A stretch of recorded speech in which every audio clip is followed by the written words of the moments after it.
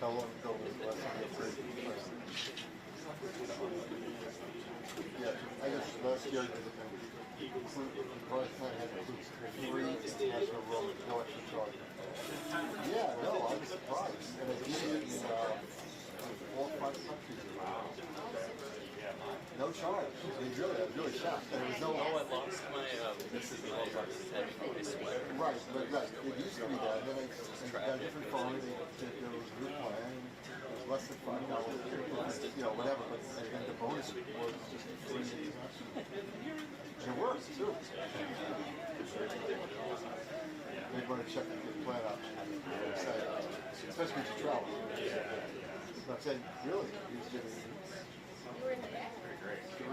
5 countries so far. Gray and blue. Oh, wow. not that I was in this country long, but I touched down at least in terms of others. I don't remember the name of the plant, but I've had it for okay, maybe it's my base plan. I mean, I don't know. Probably my base plan. I have an unlimited plan of some sort. It's great. I mean, as far as that's concerned, it's great. Yeah,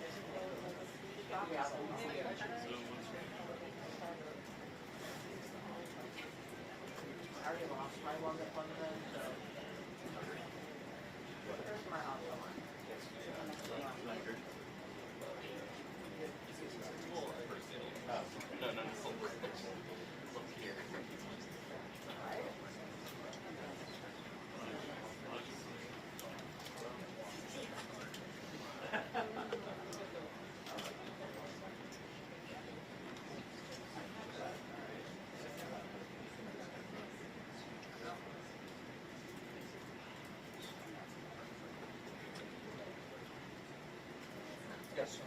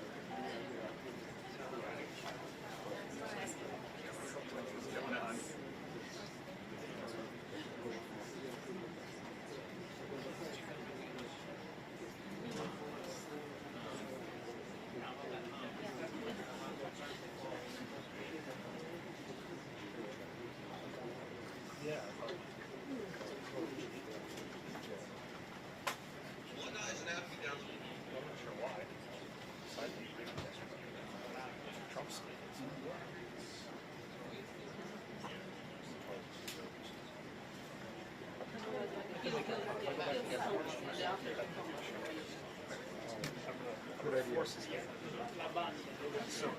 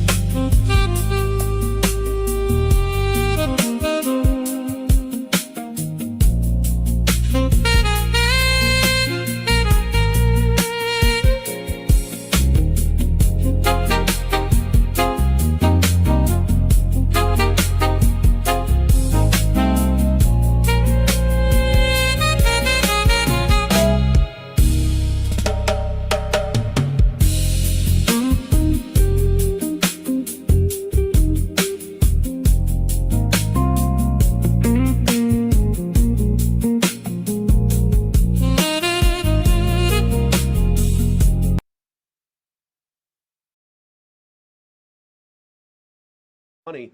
And the simple fact is that the only way the Iranians get any of those resources, not a single penny, by the way, from the United States of America under any circumstances, but the only way that they would ever get any benefit of the bargain is if they comply fully and change their behavior. And so you really have a win-win situation for the United States of America. If the Iranians don't change their behavior, their military and their nuclear program is still destroyed. If they do change their behavior, then they are going to have a transformative relationship with the Middle East, and the Middle East will have a transformative relationship with the people of Iran. That's a win for the American people and for the President of the United States, regardless of which option the Iranians ultimately choose. We obviously want them to choose the right option.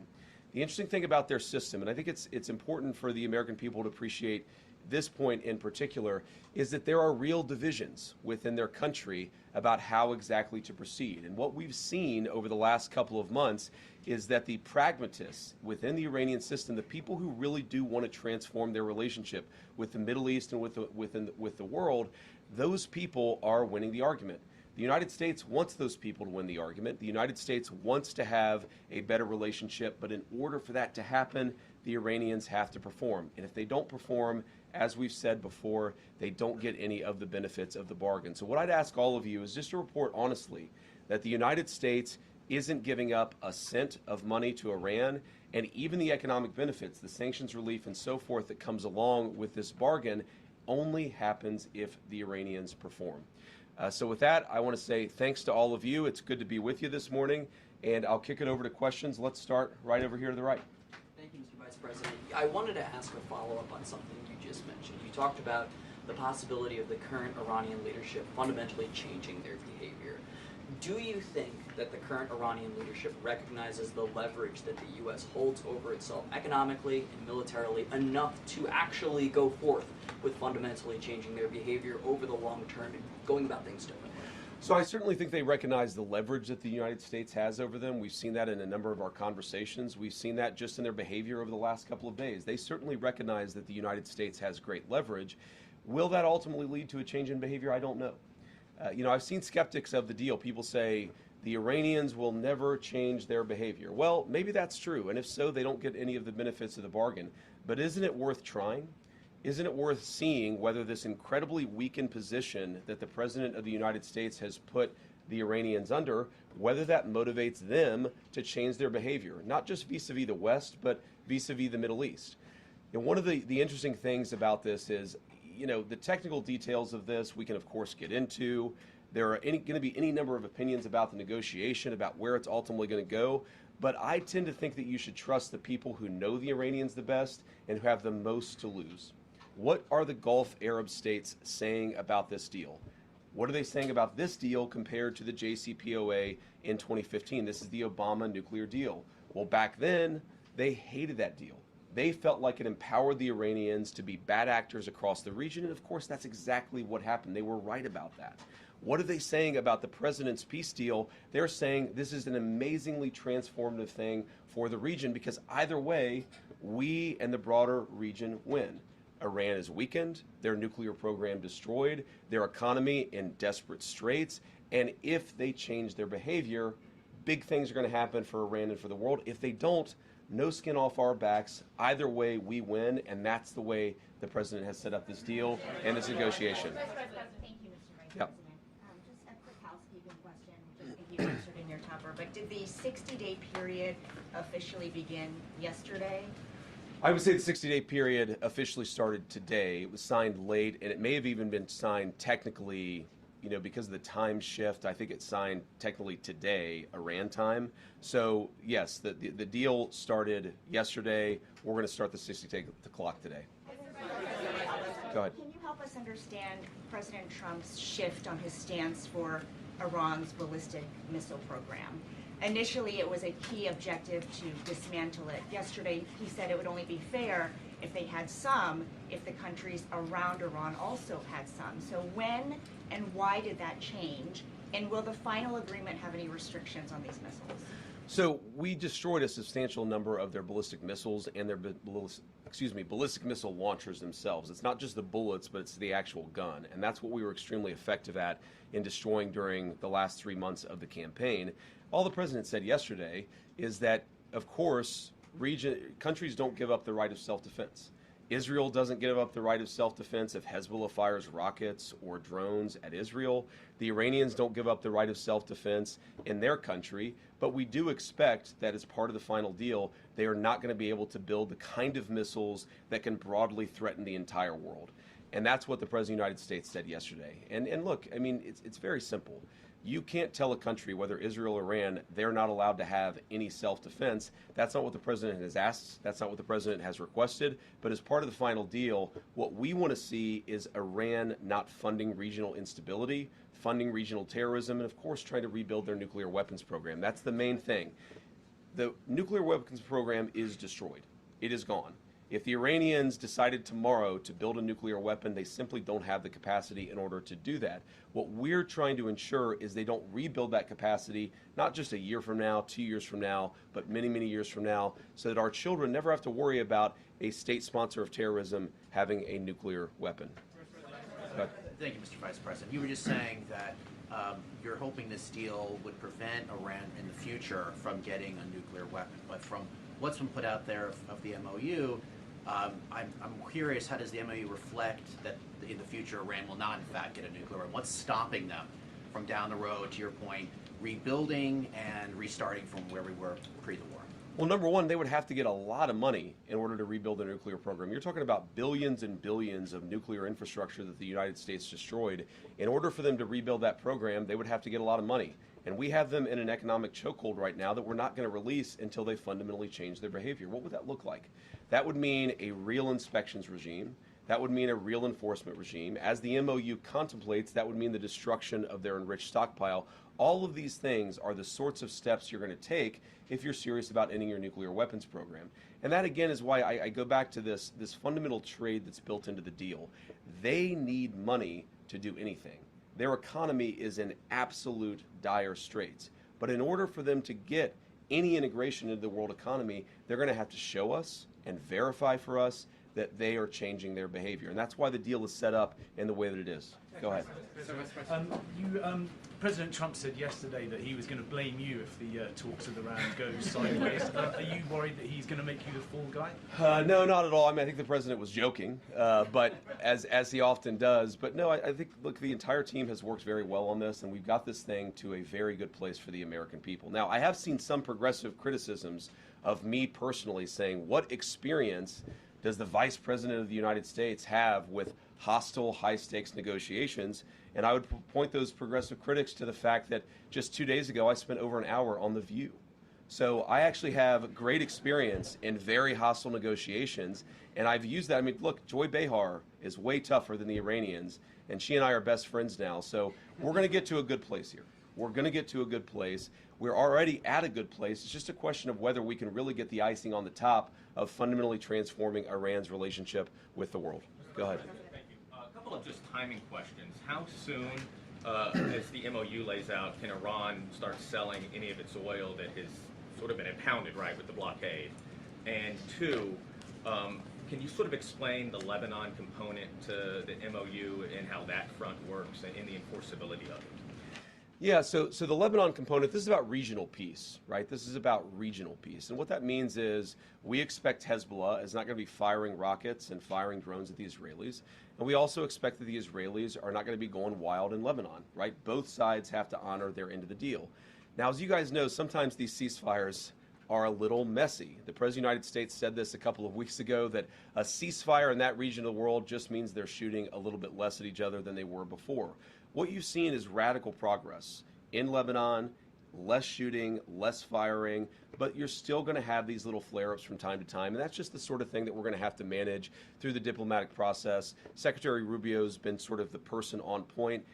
It's actually worked out extraordinarily well because we do have substantially less shooting, but it's going to be something we have to manage. And eventually what we want to see is the Lebanese government, the elected representatives of the people of Lebanon, who are able to police southern Lebanon so that Hezbollah has not taken over the country, the Israelis are not threatened, and then consequently the Israelis are not attacking southern Lebanon or Beirut either. That's the plan there. You asked about the Iranian oil. Look, one of the interesting things that you've seen is that the Iranians have been completely unable to sell oil, not because of sanctions, but because of the blockade. Fundamentally, the thing that we have done here, the original, what we give, what they give, is that we said we're going to lift the blockade, we're going to allow you to sell some of your oil, and they're going to open the Strait of Hormuz. We see that process starting to work already. It's going to take a little time before it picks up fully, but that's where we are today. Go ahead. Thank you, Mr. Vice President. The MOU, just on the Strait, the MOU guarantees these 60 days of toll-free passage, but after that it is, of course, led to a regional dialogue with Oman and Iran deciding the future governance of the Strait. A senior U.S. official told us yesterday that they expect Iran to push aggressively on this, but also that Gulf states won't allow any kind of tolls. How strenuously will the U.S. fight to keep tolls out of the Strait and keep any fees away from the future Strait and commercial traffic? And are you going to leave it to the Gulf states to kind of fight this battle? Well, first of all, we believe international waterways should be free of tolls, and that's been our position. That's what you see, of course, in the 60 days of the MOU.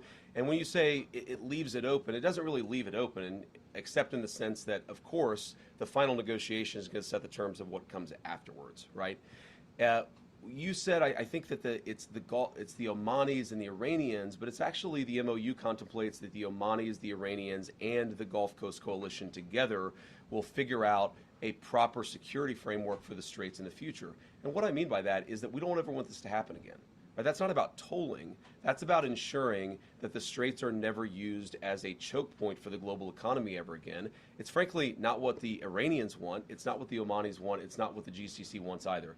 So what we're going to do, of course, working with our allies in the region, is to ensure that that is reflected in the final deal. And if that's not reflected in the final deal, there's not going to be a final deal. And that is, I keep coming back to this fundamental structural point of this negotiation, which is that we have all the cards. If the Iranians want the benefits of the bargain, they have to give us the things that are necessary to get those benefits. Go ahead. Thank you, Mr. Vice President. We'll do both. Okay. Both you guys. There's one in the white and then one in, orange, I think. What about the pink? I'm sorry? Okay. Maybe I'm colorblind. It looks more orange to me. I don't want to have a debate about that. Orange, pinkish. You go first, and then in front of you can go second. Me first. Thank you, Mr. Vice President. How does the points about granting some immediate waivers on sanctions, especially from the Treasury Department, how does that square with the Iran Nuclear Agreement Review Act? And are you planning on briefing Congress on this portion? Yeah, so I talked to James Braid, our head of OLA. We do plan to brief Congress very soon. I believe that they got the formal copy of the signed document this morning, and if not, they're going to get it at some point later today. We are planning a briefing. I believe right now the House is out of session, the Senate is in session, though maybe I've reversed that.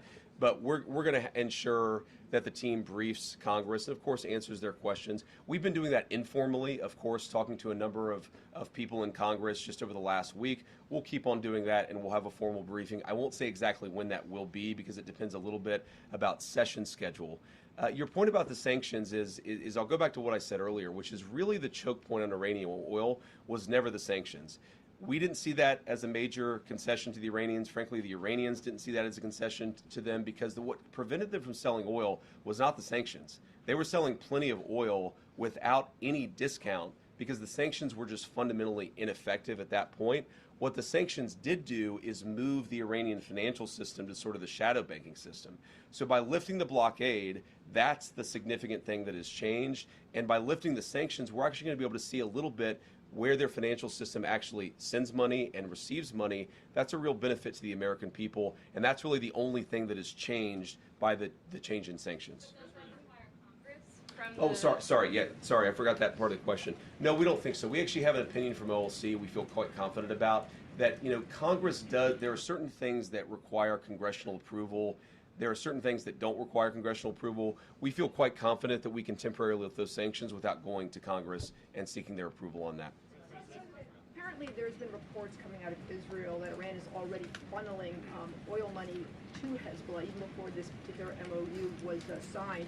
And how exactly is the U.S. looking at this? If we're talking about behavior on part of Iran, October 7th happened. And if there's concern that perhaps Hezbollah could end up doing some sort of hack on that scale, then, how exactly are we talking about the reaction from the United States if we're talking about perhaps a humongous scale attack that actually could happen? Are we waiting for that type of attack? What exactly is a scale here? Sorry, you said what exactly is a scale? Well, what type of attack would it take to actually get a reaction from the United States to say, okay, now we're actually going to start dropping bombs on Iran for having bad behavior? Well, we don't want a scale of any attack. Any attack, whatever its scale, is unacceptable under this agreement. Now, you asked the question saying that oil money was flowing to Hezbollah before the MOU was signed. And it's one of the reasons why we are actually engaged in this process is to ensure that no money is flowing to Hezbollah. So it's interesting where people will say that the MOU is bad because the MOU produces consequences that were actually happening well before the MOU was signed. That's not a reflection on the MOU. That's a reflection of why we need the MOU to ensure that we have the regional peace and stability that we need. Now, what I would say to some of the critics of the deal that I've heard that will say, well, Iran's going to get all this benefit. I'll repeat what I've said, and I'm probably going to have to repeat it a number of times, is what is the benefit that the Iranians get that they didn't have before? And the answer is nothing. They don't get anything unless they change their behavior. If they change their behavior, that is a thing to celebrate. That's going to transform the Middle East for a generation. If they don't change their behavior, they don't get the benefit of the bargain. And I think, I got to be honest, I think fundamentally this idea that, and it's a misrepresentation of the MOU, this idea that the Iranians get all these benefits before the deal is actually consummated. The idea that they get benefits before they change their behavior is fundamentally a talking point that is issued by people who want the conflict to continue indefinitely, despite the fact that that's not good for the American people and it's not good for the region. Way in the back. All the way back in the red. Thank you so much, Mr. Vice President. Mr. Vice President. Red here, you mean? Are you red? We'll do, okay, sorry. Thank you. I'm wearing bright red. So many people are wearing red. You can go first. Kara, right? Thank you, Kara. Okay, and then next after that. Okay, great. Could you highlight the major differences between this deal and President Obama's deal in 2015 and why the administration believes that this deal is superior? And second, Mr. Vice President, President Trump has been vocal lately about his disapproval for Bibi Netanyahu's attacks on Lebanon. Has the administration spoken to Bibi Netanyahu directly about the president's concerns recently, and what is the feedback from Israel? Yeah, so we speak to Bibi or speak to somebody in the Israeli government, just as we speak to the Gulf Coast Coalition, our regional partners, pretty much every day, at least at some high level of our government. Look, the president's been very clear. He does not withdraw from Israel. No one could withdraw from another country the right of self-defense. Israel has the right to defend itself, but fundamentally, the Israelis, just like everybody else, have to respect this peace process that is fundamentally good for them and good for the entire region. What the president has grown frustrated sometimes is that we seem to be right on the cusp of a major breakthrough in the agreement, and then all of a sudden there's a major explosion that goes off in a civilian population center in Beirut, and a lot of people who have nothing to do with Hezbollah lose their lives. That's not acceptable. That's the sort of thing that we've asked for closer coordination so that we ensure it doesn't happen. And our message to the Israelis, just as our message to everybody else, is fundamentally, we want this peace process to be good for you. We do not want Hezbollah attacking Israel, but in order to ensure that that happens, we have got to actually build the kind of regional framework that can cut off the money to Hezbollah, cut off Iranian support for Hezbollah, and also ensure that Lebanon's territorial sovereignty is respected by all parties. And the difference between the two agreements. So first of all, the two big differences are not even in the substance of the deal itself, but something I said earlier are, number one, the Gulf Coast Coalition loves this deal because they think that it makes Iran weaker. They hated the Obama deal because they thought that it made Iran stronger. They know more about this, and they have more to lose than anybody, including the United States of America, so I trust their judgment. The second thing is where the deal came from. You have to remember, in 2015, Iran had built a sophisticated nuclear weapons program with a nuclear weapons stockpile. So the perspective that we came at as the United States was, you already have a really nice nuclear program, we're going to bribe you with American money in order to stop it. Our perspective and where we're coming at it is, we already destroyed your nuclear program. And so if you promise and show verifiable pathways to not rebuild it, then we're willing to give you some sanctions relief and things like that. So it's a fundamentally different perspective. Now, there are all these substantive differences as well. The Obama nuclear deal allowed enrichment. Ours will not. The Obama deal allowed the accumulation of stockpiled weapons-grade material. Ours is actually leading to the destruction of that stockpile of enriched material. So there are many differences. The Obama deal gave them over $1 billion of American money.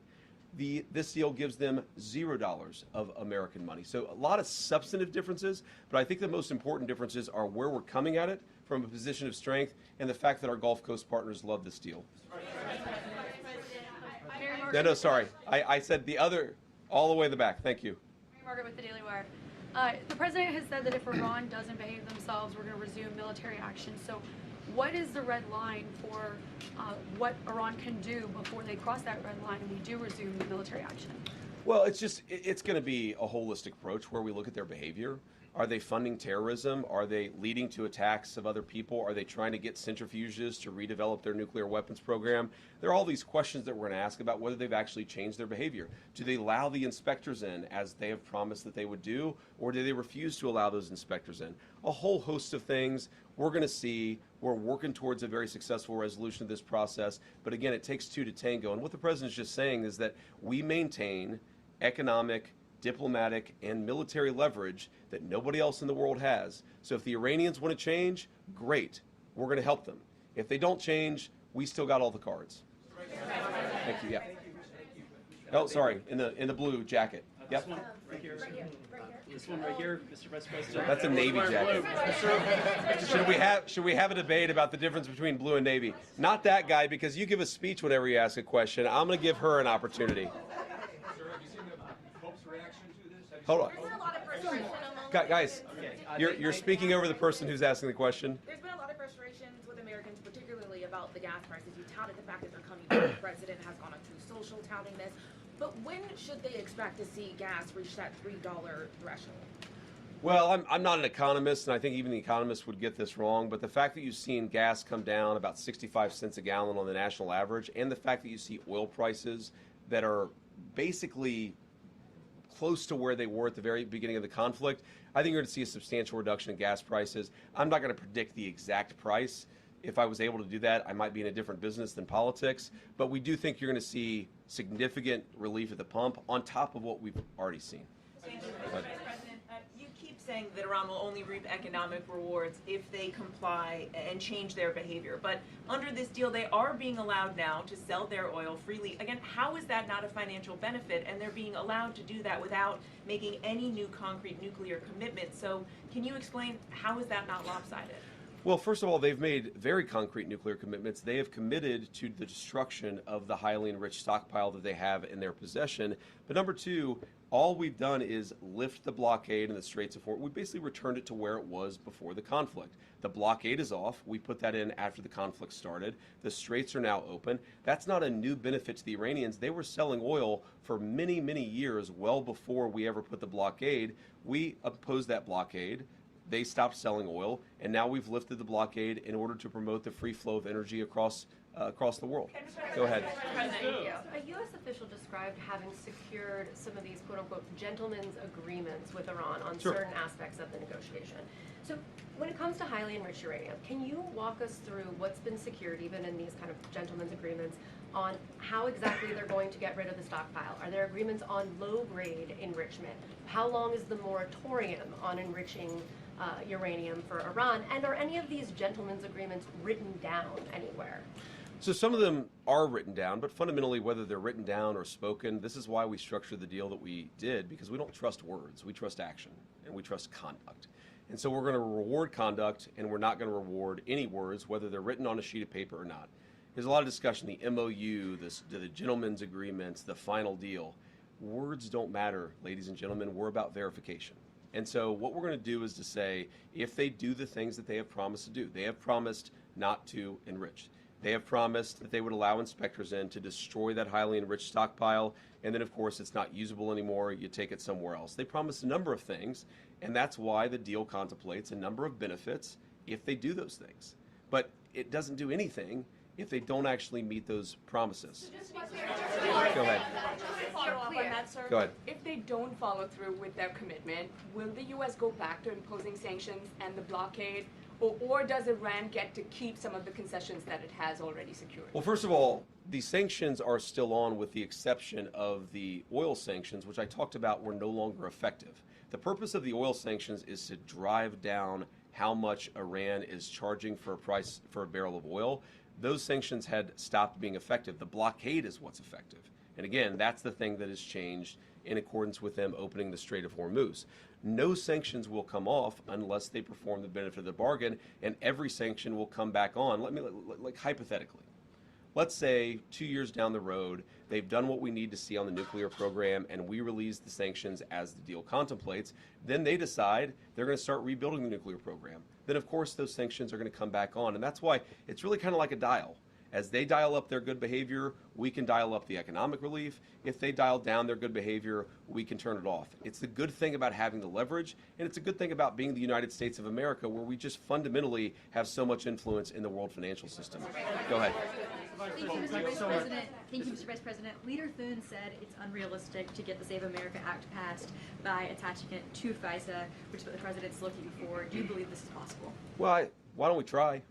Why don't we try and at least force people to vote against it? One of the things that sometimes frustrates me about the legislative process is that people will go into it saying, this isn't possible, therefore we're not even going to try. Well, let's actually see. Let's try it. And if it's not possible, then let the people put their name on it. This is also good for the American people. How many American senators know that the American people love the Save America Act because they believe in voter ID?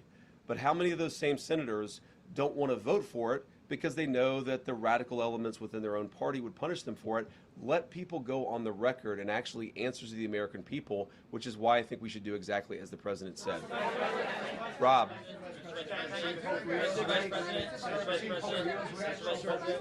Rob. Thank you very much. On Monday, we were told the MOU will be published within 48 hours. The president then said after Friday. You, I think, then said by Friday, and then it ended up being read out on a briefing call yesterday. We were told the MOU had been signed electronically on Sunday. There was an Axios report that it hadn't been. There's going to be a signing ceremony on Friday, and then it's signed at Versailles last night. Is what's going on behind the scenes as chaotic as your public messaging? Well, I don't think our public messaging has been chaotic. I think dealing with a fractured Iranian system where communication isn't great is just sometimes something that we don't fully appreciate or we don't fully understand. What really happened here is that we did sign the MOU on Sunday. That locked into the terms of the deal. What the Iranians came to us and said is, we'd like not to release the text until Friday. I didn't really understand that. I wanted to get the text out immediately. But in order to be accommodating to them, we said, sure, okay, we'll wait until Friday. And then what happened over Monday, Tuesday, the president was in G7, maybe foreign leaders were talking to the Iranians and encouraging them to do that. We were definitely saying to them, we understand your desire not to have the text out until Friday, but we live in a democratic system. The American people want to see the text of this deal. We would certainly like to get it out as soon as possible. And so they came up with having their president sign it, our president sign it, and then just releasing the text as a signed document immediately at that point. I do wonder, Rob, this is pure conjecture, I'm just guessing at this. I wonder if part of it is that they wanted to have a Persian translation, a Farsi translation that they felt good about. And then, of course, once they translate it into Farsi, our State Department has to confirm that the Farsi translation matches the meaning of the English. I think that is part of what was going on here. But the text is out there now. We said that we would be transparent about it. But the reason why it went back and forth a little bit about when exactly the text would be released is just we were trying to show good faith to the Iranians who, for reasons I have no idea, cared a lot about how the text itself was rolled out. Blue tie there. Thank you very much. Thank you very much, Mr. Vice President. As you know, because you were involved in this process, the MOU allows for Iran to sell its oil right away, which means that Iran can take in on a monthly basis tens of millions of dollars. Iran's economy was in tatters. How is this not essentially giving a lifeline to Iran economically? And what's to prevent Iran from using all of that money, all of those millions of dollars, to prop up its proxies in the region? Well, the number one thing is that we actually see where the money moves now because of what we've done with the financial sanctions. We actually know where the money is going to move. And so we have great confidence that we're going to be able to see if they try to fund terrorist organizations, we're going to be able to see that. But you said that millions of dollars is a lifeline. Right now, the Iranian nation is a nation of 94 million people. Their economy is in a free fall. They have sky-high inflation, and fundamentally, about $1 trillion of damage to their industrial base was caused over the last 3 months. The idea that selling a few $1 million worth of barrels or a few $1 million worth of oil is going to fundamentally transform the Iranian economy, that's just not true. We thought that it would be good in order to lift the blockade and open the Straits of Hormuz to allow the free flow of energy. We felt that it was reasonable that if we're going to allow everybody else to sell their energy during this period of negotiation, we would allow everyone to sell their energy. That's all we're doing. We can slap everything right back on if the Iranians don't make the deal that we expect. Yeah. Either one. Either one. Yeah, no, yeah. Guys, how about both of you? Go ahead. Mr. Vice President, so President Trump said we'll finish one, talking about Iran, and he said then Cuba is next. Is Cuba next? And also on Colombia, Mr. Vice President, he has mentioned Colombia 3 times this week. Why is it so important, the election day in Colombia, for President Trump? You guys have to ask Marco about Cuba. That's not... Look, our view, go ahead in a second, but let me just actually answer this guy's question. Fundamentally in Cuba, they can't make any money. Their economy is frankly probably in worse shape than the Iranian economy. It's 90 miles from our shore, so every time that there's a crisis, you end up having desperate refugees or desperate people who can't feed their families trying to flood into our country of Cuban to be happy and successful. We're actually talking to the Cuban government right now about how they could change their ways to change that. We're going to see what they do, and obviously, if they do one thing, we're going to do something. If they make smart decisions, we're going to have a much better relationship with that island. Go ahead. Mr. Vice President, Vice President, thank you so much. I know that you are still not sure if you are going to run for president in 2028, but if you do not, is there anyone in particular that you would want to see run? What's your name? Stephen Kapuska, sir. I want Stephen Kapuska to run for president in 2028. Go ahead. Go ahead. Thank you, Vice President Vance. I've got two questions. Could you describe the status of your Switzerland trip? Are Sure. you definitely still going? What are your plans? And also, if we could drill down on frozen funds, there's been a lot of focus on oil sanctions, but on frozen funds, what's your understanding of how much money is frozen? How much of that is in the U.S.? And a senior administration official briefed some of us reporters earlier this week that there might be small antes, is what he said, like small releases of money to build trust with the Iranians early on. Could you describe that whole situation? So on the frozen funds, the amount of money, I honestly don't know. I've heard numbers north of $100 billion. I've actually heard numbers north of $200 billion. Most of it is not in United States accounts. Most of it's either in the Gulf or in Europe or somewhere else. But I don't know the exact amount of money. It's a lot. It's one of the reasons why we've had such a successful chokehold on the Iranian economy, though by not even close to the main reason. We're not releasing a single dollar of that money until the Iranians perform. And there are a number of ways they could perform. For example, let's say they actually take meaningful steps, and this could happen very quickly, to destroy that stockpile of enriched material, then we're going to have a conversation about it. But they have to perform. I've seen some reports, I don't know where this came from, that the Qataris had released billions of dollars in Iranian assets. That's just not true. It would be impossible for the Qataris to do that without our buy-in and certainly without us seeing it. So a lot of this reporting is just fundamentally wrong. They don't get a dollar of unfrozen assets, their money, not our money, but they don't get a dollar of unfrozen assets until they actually perform under the deal. You asked about Switzerland. Our plan is to go to Switzerland. I don't know exactly when. The way that we're setting up this technical negotiation is that obviously you're going to have the political leadership involved. Excuse me. We're going to have people on the ground actually driving the technical talks, the nuclear talks. How do you destroy this highly enriched uranium? All that stuff that you really just have to get into the nitty gritty on. So, I plan to go to Switzerland. Exactly when, we think these technical negotiations are going to start sometime this weekend. That's still the plan, but that could change because it's not an easy country, Iran, to get out of. And so we're trying to figure out exactly when that's going to happen. I suspect this weekend, but I'm not sure. You're not going tomorrow to Switzerland. I may. It just depends on exactly when the Iranians can get there. We're trying to figure that out as we speak. But again, I suspect it will happen this weekend. We're going to find out exactly when over the coming days. Go ahead, Dave. Well, thank you so much, Mr. Vice President. Just two questions for you. To follow up on an earlier question, Secretary Rubio said in March that the goal of this war was to, quote, to eliminate the threat of Iran's short-range ballistic missiles. You just said earlier that the military program is destroyed. U.S. intelligence estimates that Iran still retains roughly 70% of its pre-war ballistic and cruise missile stockpile. So when did the administration decide to abandon that part of the original mission? And then just second as well, moving forward, are you leading the U.S. team moving forward in terms of the negotiations? How involved will you be? Yeah, so I'm certainly planning to lead the U.S. negotiating team. But on the first question, you talked about an intelligence report that was anonymously leaked to a reporter that was not with context and that, frankly, is not accurate.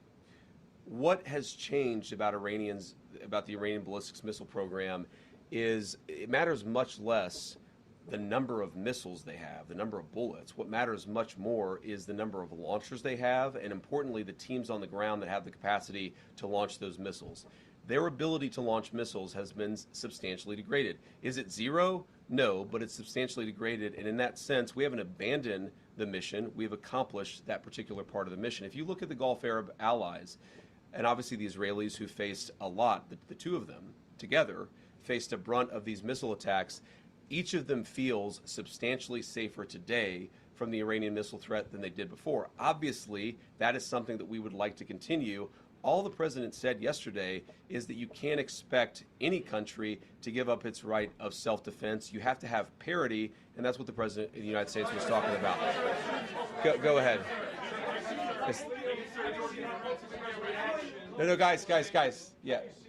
Leo's reaction to the MOU, the Memorandum of Understanding. I have it. What did he say? All right, okay. I'll give you the The short MOU, version. Sir. Yeah, sorry. Okay. He said. Go ahead. After you.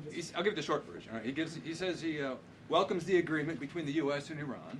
He says it hopes it will help strengthen mutual trust, security, and stability in the Middle East. And he also hopes that it's truly a solution to the war and that the war is really over. What do you say to the Pope, sir? My response to that is praise Jesus. I'm glad that the Pope has positive things to say about our MOU. I think that the Pope is fundamentally accurate, and it's going to be good for the entire world, but we got to keep working at it to make sure that the Iranians honor the commitments that they've made. And then yes, you in front. Go ahead. Guys, the thing is, there's so many people in here. I could say the red tie, and then 9 of you start shouting at us. The burgundy tie. The MOU calls for a US... There we go, that guy. Yeah, sorry. Thank you.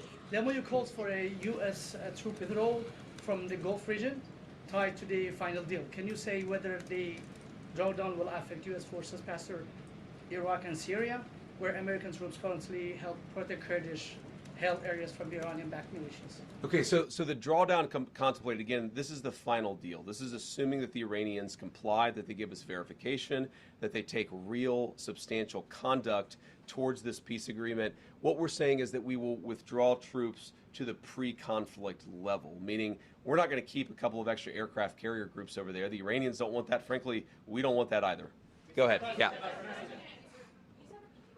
Going to be funding that $300 billion fund. Who exactly is funding that? Is that private companies? And I also noticed that your voice is hoarse. Are you sick? Have you been using your voice a lot? Well, I've been on a bit of a book tour the past couple of days, but I can't promote my book here in the White House press briefing room. I had a cold about a week ago. That and talking a lot about this deal and talking a lot about the book, I'm definitely a little bit hoarse. But you asked, your first question was about is funding that $300 billion. Oh, I see. So what's interesting about this is there is a great desire from the Arab world and from outside the Arab world to actually get involved in Iran if they behave properly. So, for example, let's say the United Arab Emirates, who've been a great ally over the last, not just few months, but over the last many years, let's say that they would like to invest in building a power plant. That actually is impossible right now because of the way that U.S. sanctions work. And so what we're saying is that if you behave, and if the Emiratis themselves want to build a power plant, then we will do the sanctions relief necessary to make that possible. The good thing about that is that it actually creates integration, which is leverage. A world where the Gulf Coast Coalition has greater leverage into the Iranian economy is a world where the Iranians are going to be heavily prevented from misbehaving. So it's a lot of the Gulf Coast Coalition, again, they see that Iran is weakened, they see there's an opportunity to build a new relationship there, and they're saying if they behave, and if the United States is willing to allow this to happen, then absolutely we want to change our relationship with Iran. No, well, I mean, I assume that in the United Arab Emirates there would be private money and so forth that would be part of this. But again, this is so far in advance because it assumes a transformation in Iranian behavior. Sure. Thank you so much, Mr. Vice President. As you know, the Iranian-backed groups in the region were involved in this war, and they damaged U.S. facilities and your allies as well. How does this agreement affect Iran-backed groups across the region, especially the Iranian-backed groups in Iraq? And my second question. This agreement requires Iran to stop attacking the Kurdish opposition in Kurdistan region, which they did 2 days ago. So what this agreement does fundamentally is it requires Iran to behave like a normal country. And if it doesn't, as so many people think that it never will, then it doesn't get any of the economic benefits. And if they do, then that's a great thing for everybody. It's a great thing for the Kurds. It's a great thing for anybody who has been under the brunt or under the threat of Iranian-funded terrorist organizations. The expectation is that Iran will stop that, and if they don't get the benefits of the bargain. John. Thank you, Mr. Vice President. Many of the colleagues that you served with in the U.S. Senate and Republican Conference have criticized this deal over the last 24 hours. What is your message, Mr. Vice President, back to them? So I guess I would say to anybody, any of the critics, is number one, have a little bit of faith in the President of the United States. The idea that he is going to strike a deal that's been bad for the American people, it's preposterous. He is the person who has had the courage to fundamentally transform our relationship with Iran and with a lot of other countries over the last year and a half. He believes in this deal. He is going to see it to completion, and if the Iranians don't comply, we still have every single tool and point of leverage that we have today. That'd be message number one, is have a little faith in the President's ability, given that he's got us this far, to take us the final step. The second thing that I would say is so many of what I've read or heard that people believe about this deal is just fundamentally untrue. It is a memorandum of understanding. It is fundamentally a principle that, yes, the Straits of Hormuz are going to be open immediately, and they already are, Yes, they're going to give up their highly enriched material, but they've got to actually do it. It's about conduct. It's about rewarding good conduct and punishing bad conduct, which in some ways is what we've been doing for the last 3 months vis-a-vis that country anyway. So many of the criticisms, I saw Lindsey Graham came out with a positive statement after expressing some concerns. I think that when people get to understand not just the agreement, but our negotiating posture as a country, they will realize this is an excellent thing for the American people, but that's part of our job. We've got to tell the story about what this means for Americans, how it's going to make all of us safer and more prosperous. That's why I'm here talking to everybody, and we're going to keep on telling that story in the days and weeks to come. Go ahead. Thank you, sir. Jordan Conradson with the Gateway Pundit. I want to talk back to the Lebanon component of the deal. There's a report in Axios that Netanyahu's fuming over this. Israel doesn't feel bound to the MOU as it relates to Lebanon. If, as you mentioned, your frustration with Israel striking in Beirut, hitting apartment buildings, if that continues, could it torpedo the deal? And what would the U.S.'s response be to a broader war in Lebanon involving Israel and Hezbollah? Yeah, well, I don't want to get into hypotheticals that could torpedo the deal, because I think the president's expectation is that all of our friends, the Israelis, the Arabs in the region, we're going to work together and actually see this deal to completion. Now, I saw the Axios report, that Netanyahu is fuming. That's not reflective of the conversations that I've had with him, but maybe he's saying something to somebody else that he's not saying to me. What I will say, and this does bother me, is that you have seen people within Bibi's cabinet who have come out and attacked the deal, and in some ways very personally attacked the President of the United States. And I guess my message to them would be twofold. Number one, Donald J. Trump is the only head of state in the entire world who is sympathetic to the nation of Israel at this moment in time. And he happens to be the head of state of the world's superpower. If I was in the cabinet of the Israeli government, I might not be attacking the only powerful ally that I have anywhere left in the entire world. And the second message I would give to some of those cabinet members, Bibi, to his credit, has not gone down this path, but to some of these cabinet members in Israel who are attacking the President of the United States, the other thing that I would say is that over the last 3 months, 2/3 of the defensive weapons that have protected your homeland have been built by American hands and paid for by American tax dollars. The problem for Israel is not Donald J. Trump. And anybody in Israel who thinks their biggest problem is the President of the United States needs to wake up and smell the reality of the situation that country is in. Thank you all. What have you learned about going to war against Iran?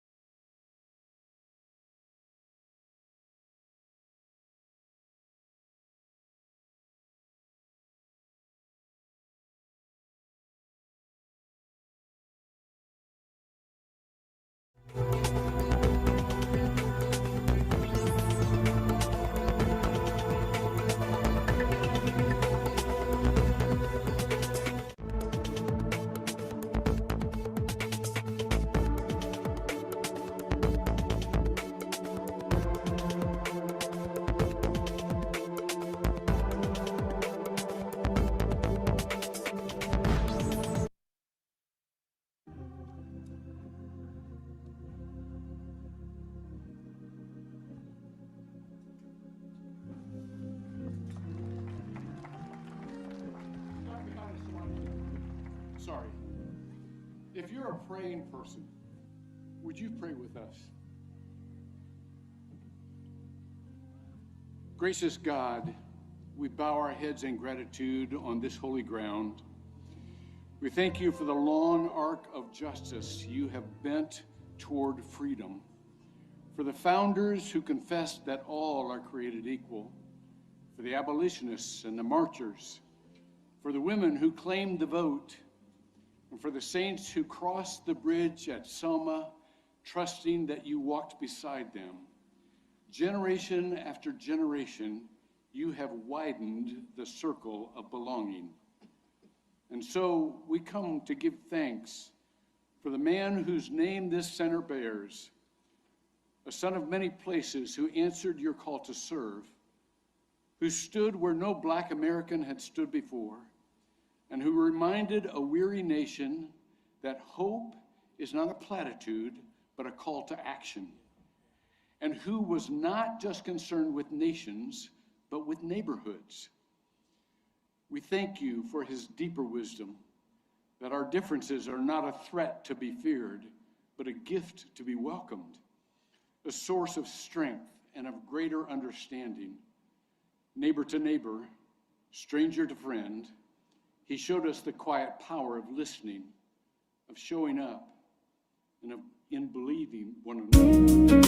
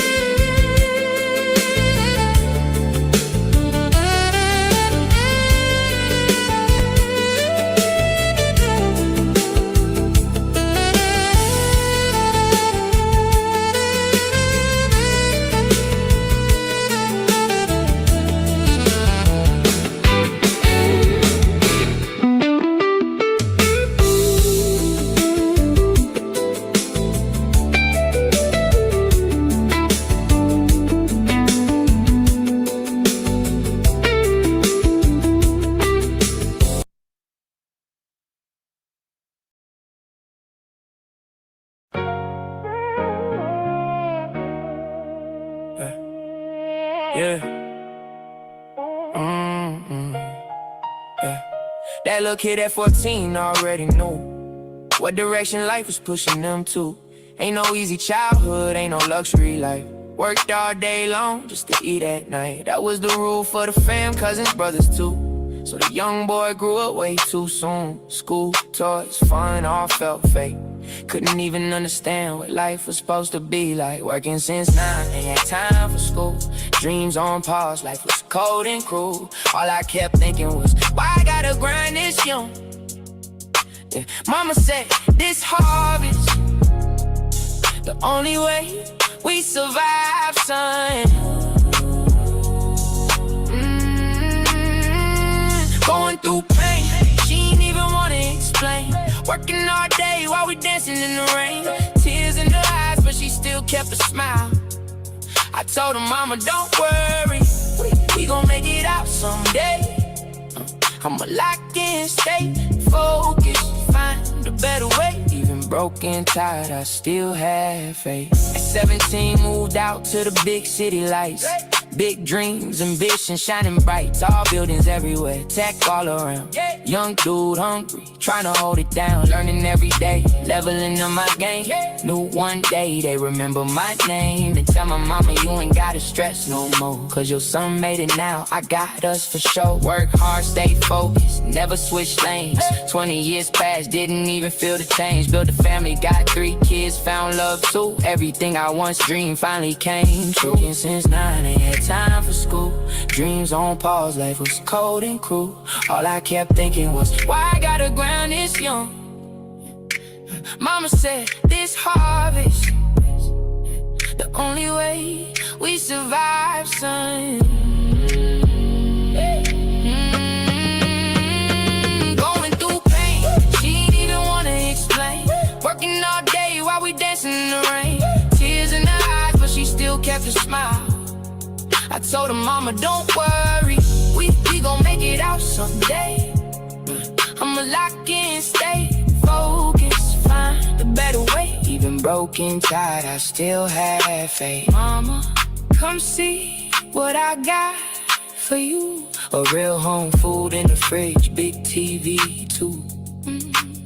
Now those tears turned to pride instead of pain. Cause that young boy from nothing finally made a name.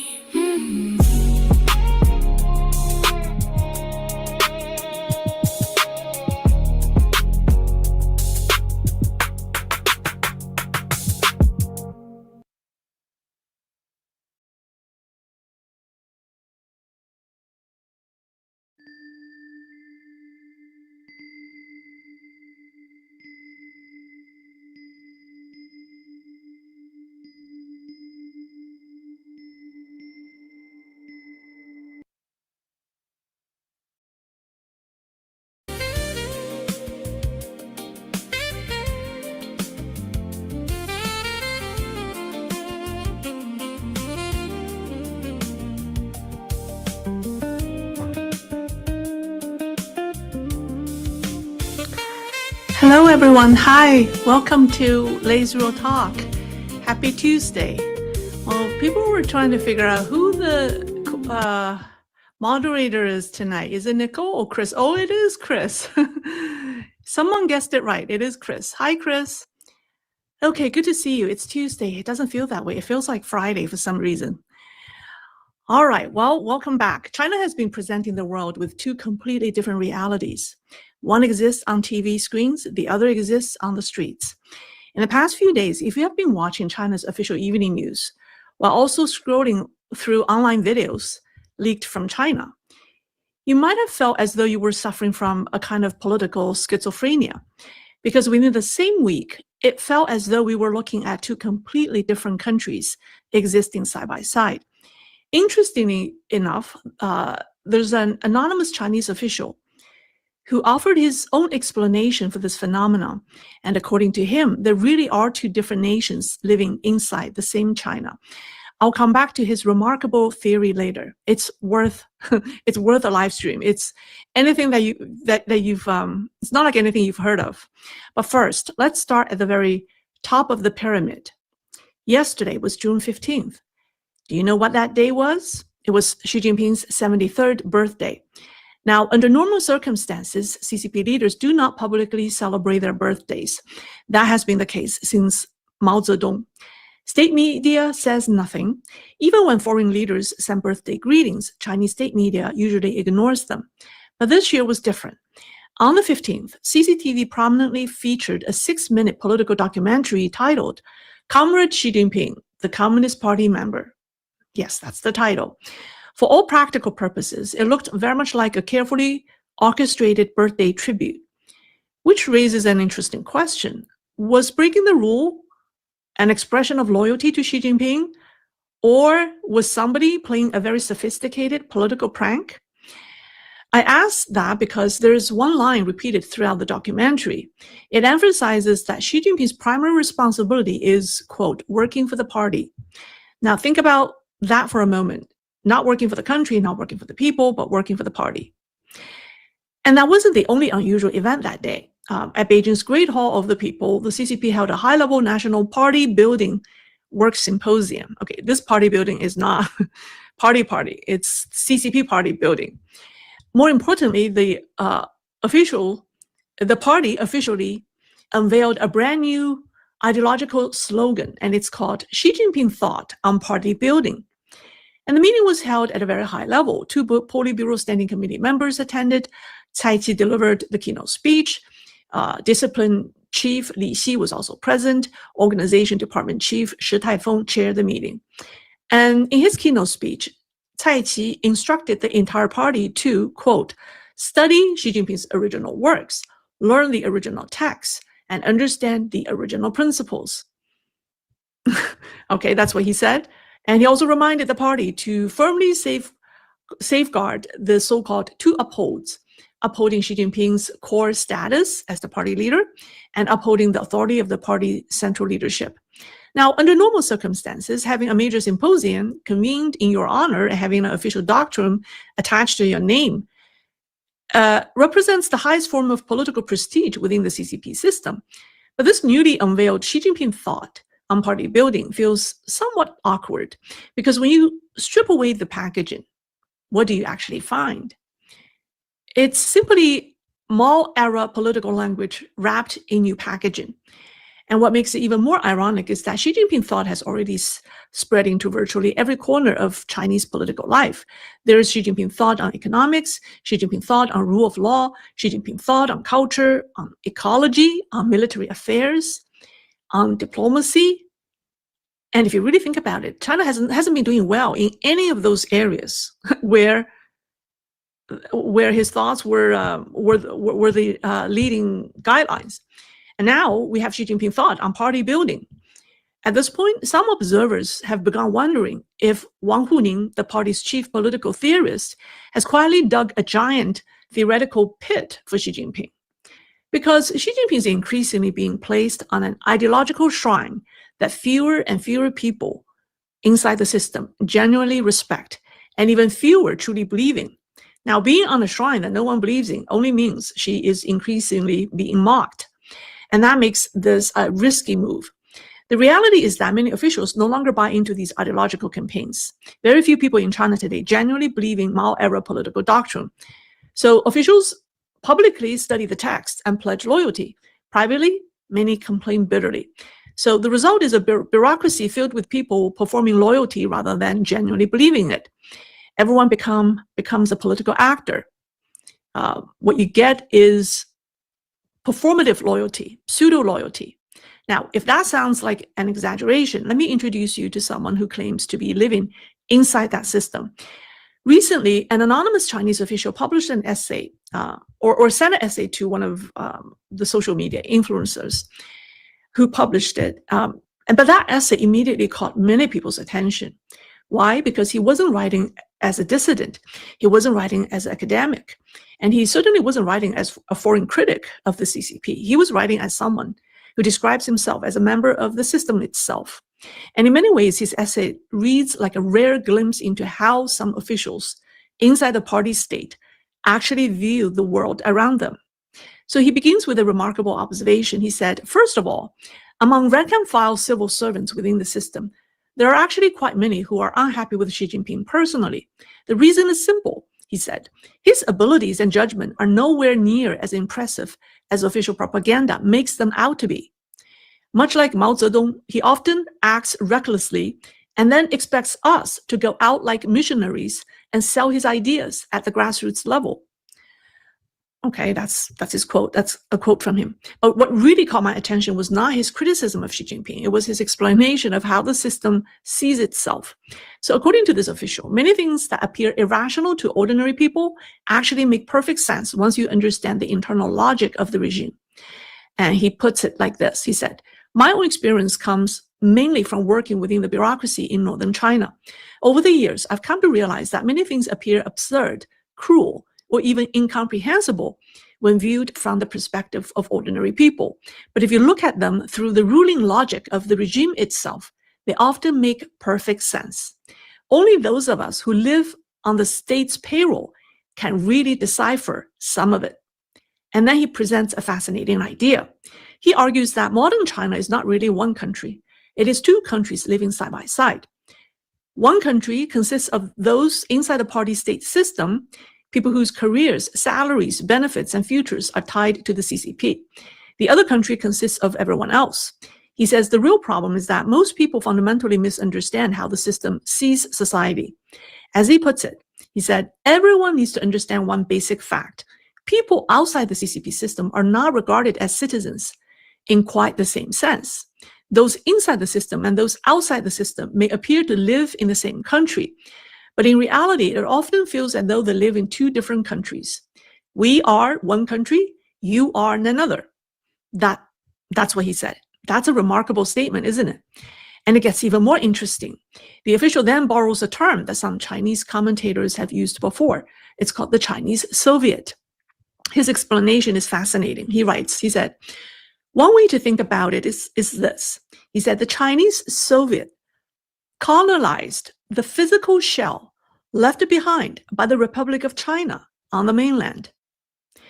It inherited the territory, it inherited the population, it inherited the tax base, it even inherited the historical legitimacy associated with that land.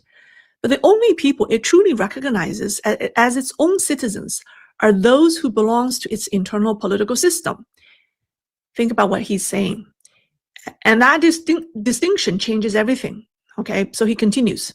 Viewed from that standpoint of the Chinese Soviet state, every person outside the system carries an inherent element of what might be called a foreign force. You do not belong to its organization. You do not enjoy its trust. You are not part of its internal system of wealth distribution, yet you live within the space that it governs. You can be taxed, you can be managed, you can be mobilized, you can be regulated. At the same time, you can always be suspected, investigated, monitored, and categorized. And suddenly, a lot of things that previously sounded absurd start making more sense. Why are economic difficulties blamed on hostile forces? Why are social frustrations treated as political threats? Why are ordinary people's exhaustion, silence, and refusal to cooperate so often described as evidence of foreign influence?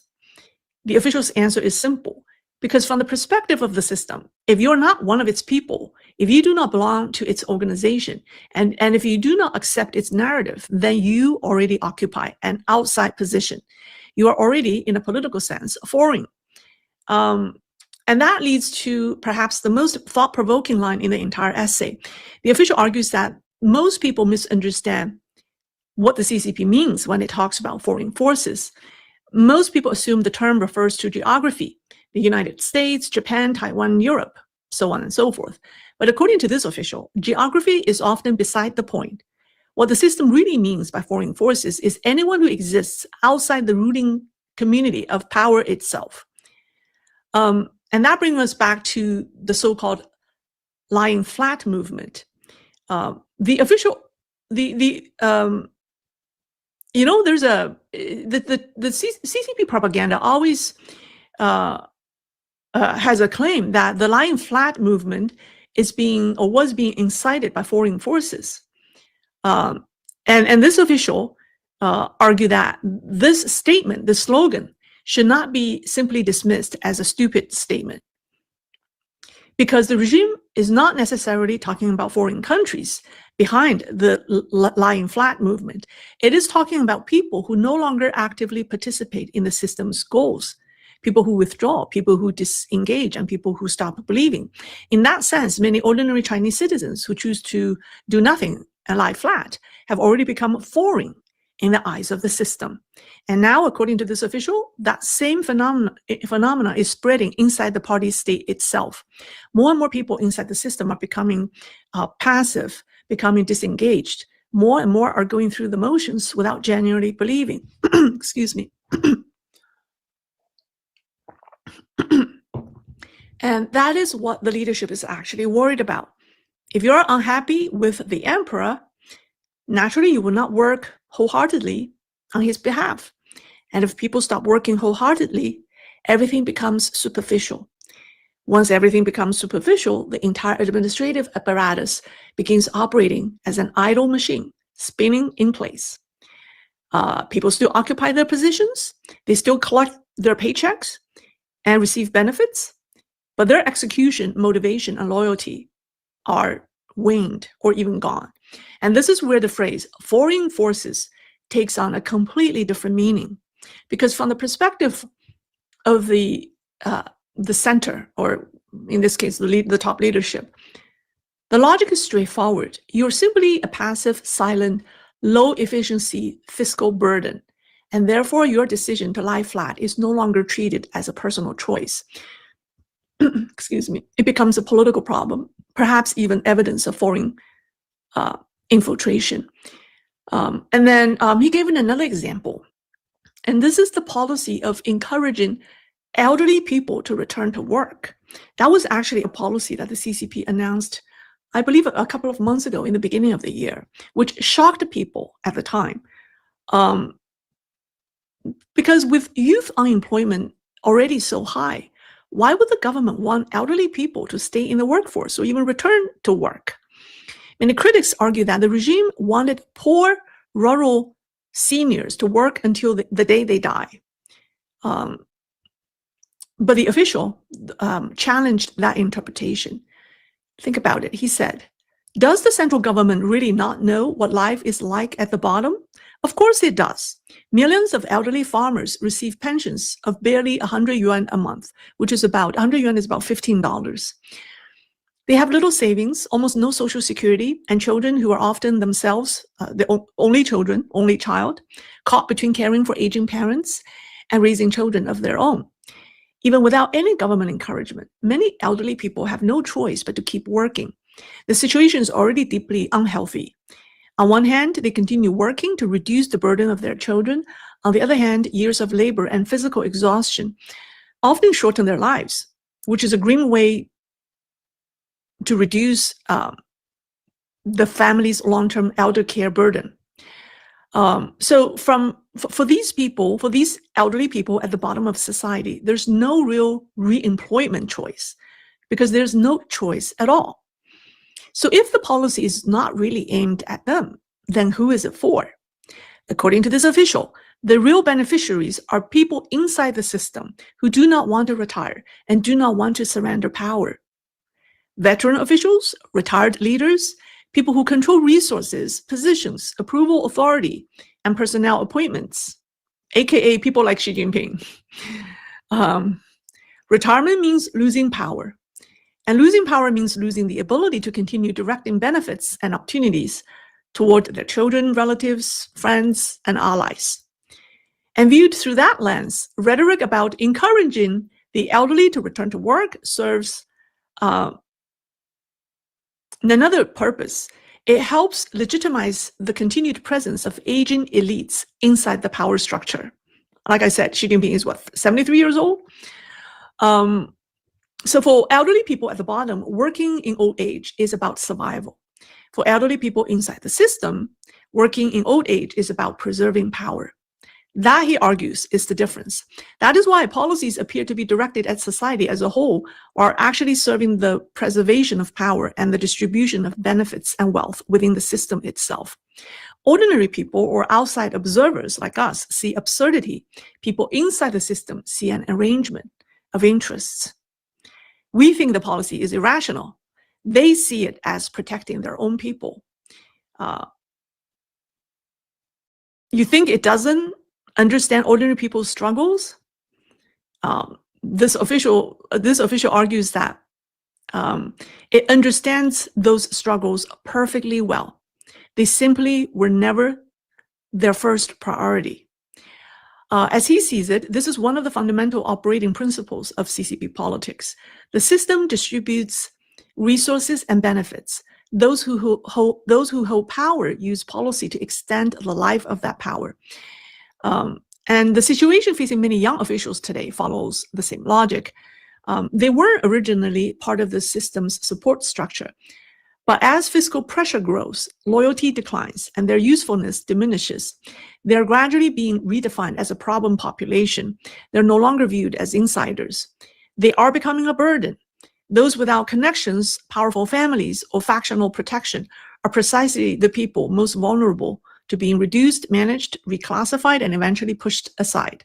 And that, according to this official, is the real purpose behind the slogans, such as lying flat is being incited by foreign forces. Those slogans create a new political screening mechanism: who is still loyal, who is still useful, who is still willing to work enthusiastically on behalf of the system. Those who can no longer answer those questions may gradually find themselves excluded from the category of our own people. Well, I don't know what you think. I think his conclusion or his analysis is striking. He's basically saying that modern China contains two political nations living inside the same borders. One consists of the party state itself, its officials, institutions, beneficiaries, and those sustained by its patronage network. And the other consists of everyone else. And once you understand that distinction, many things that appear irrational suddenly begin to make sense. Now that we've explained the official's two nations theory, let's return to the two China we started with. In one China, the China of the party state, everything appears magnificent. A supreme leader celebrates his birthday surrounded by loyal followers. New ideological doctrines are revived or unveiled. Party officials pledge loyalty. Power appeared solid, unified, and unshakable. But now let's look at the other China. The contrast is chilling. At the top, the CCP is busy building a personal cult and elevating Xi Jinping toward near mythical status, which is dangerous for himself. On the ground, Xi Jinping thought is helping justify a nationwide campaign of arrests. So let me give you two recent developments inside China that's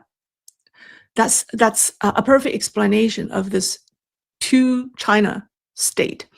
On June 14th, the day before his birthday, inside an ordinary church in Jiangyou, Sichuan, let me play that video. Let me play this video for you. Let me make this bigger. Okay, I muted the audio. So this is actually happening that dozens of Christians were peacefully holding a Sunday worship service. Suddenly, the doors were forced open.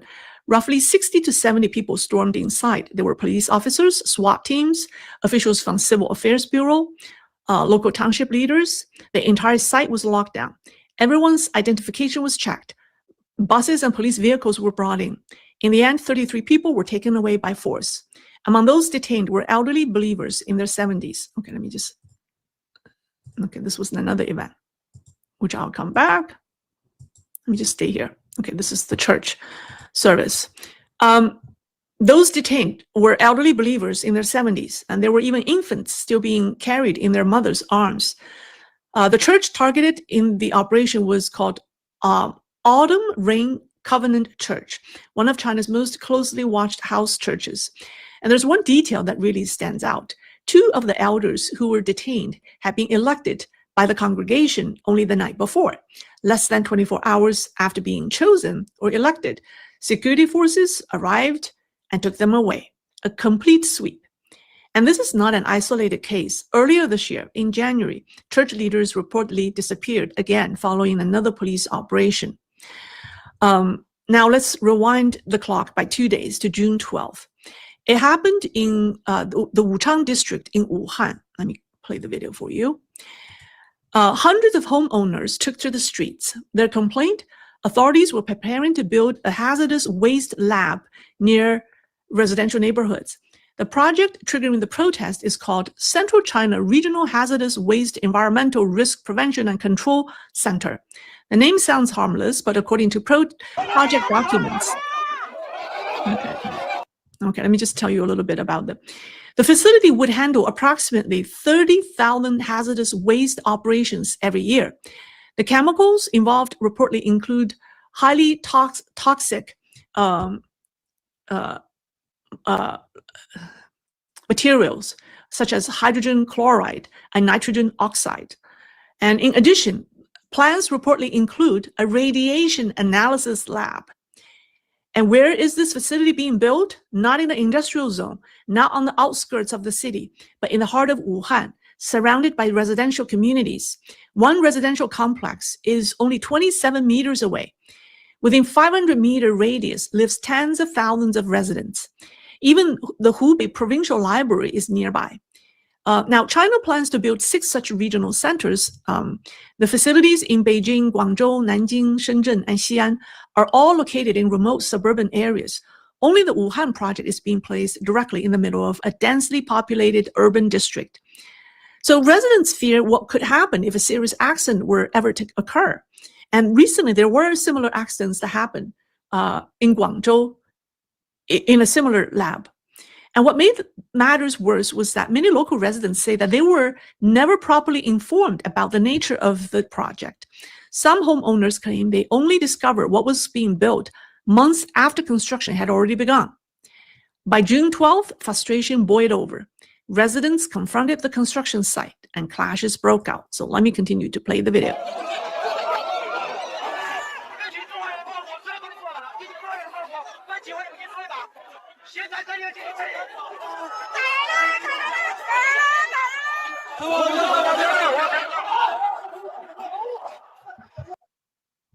Okay, so the response was not negotiation, never negotiation. It was police action.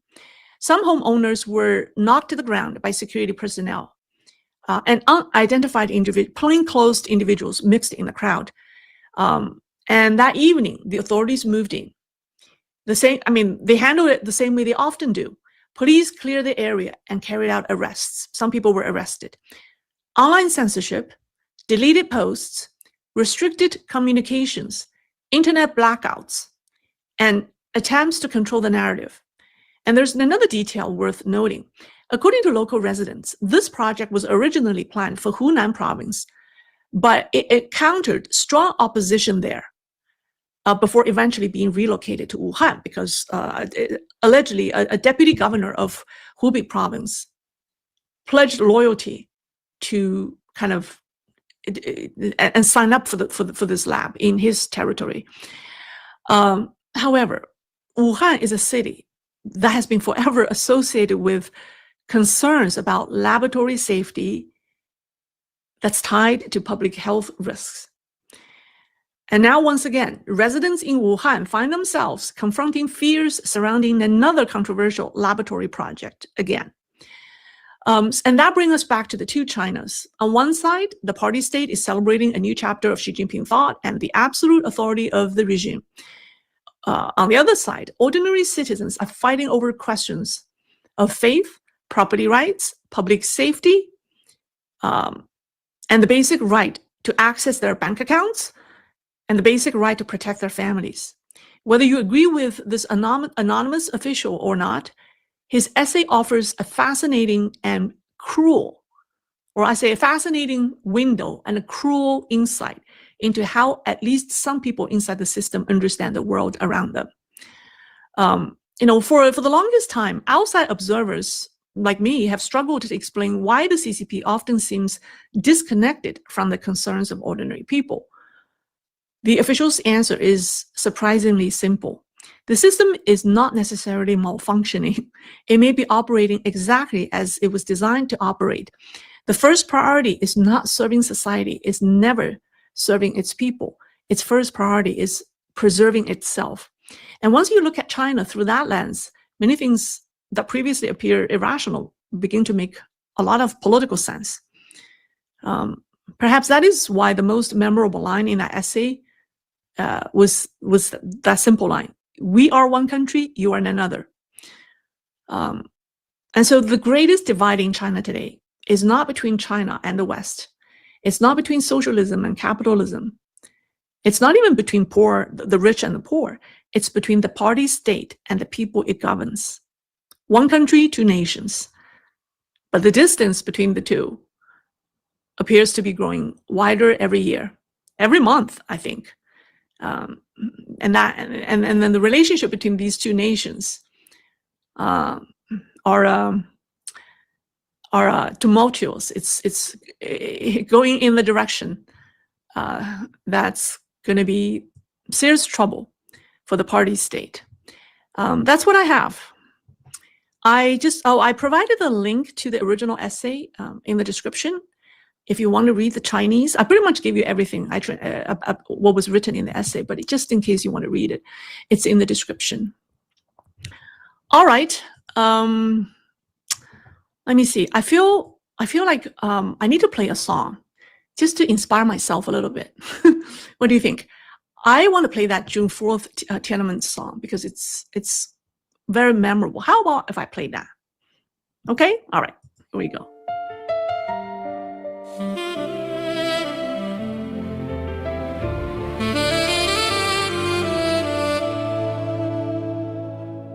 The winds of June were meant to be gentle until one midnight.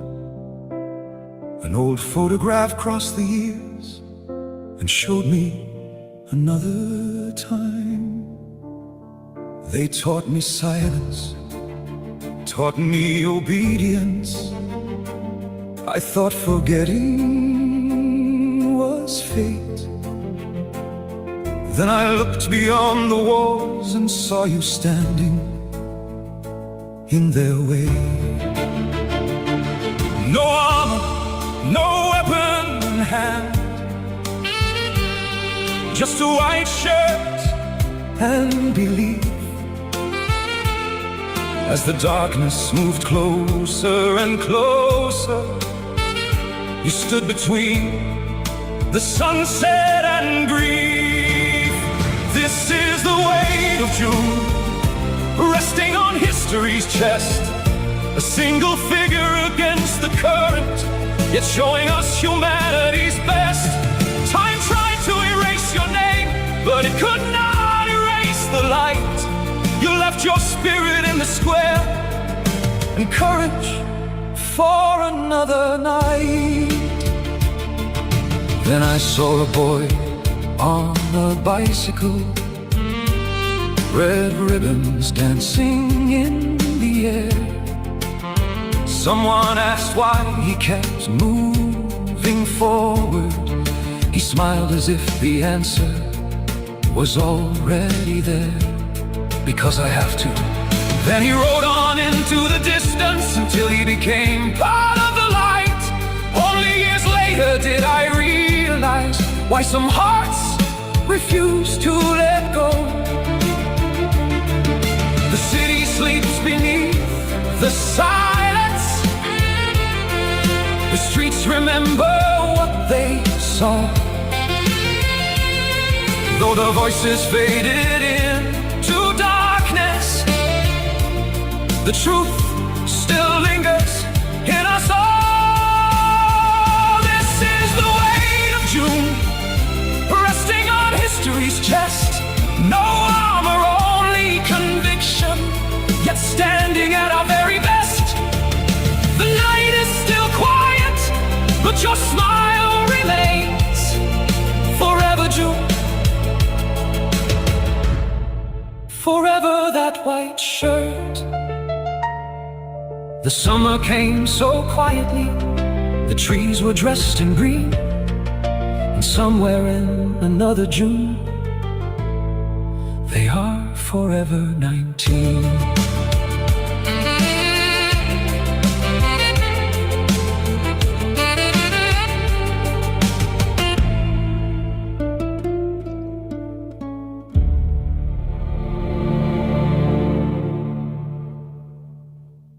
All right. I hope you enjoyed the song. I think that's really one of the best.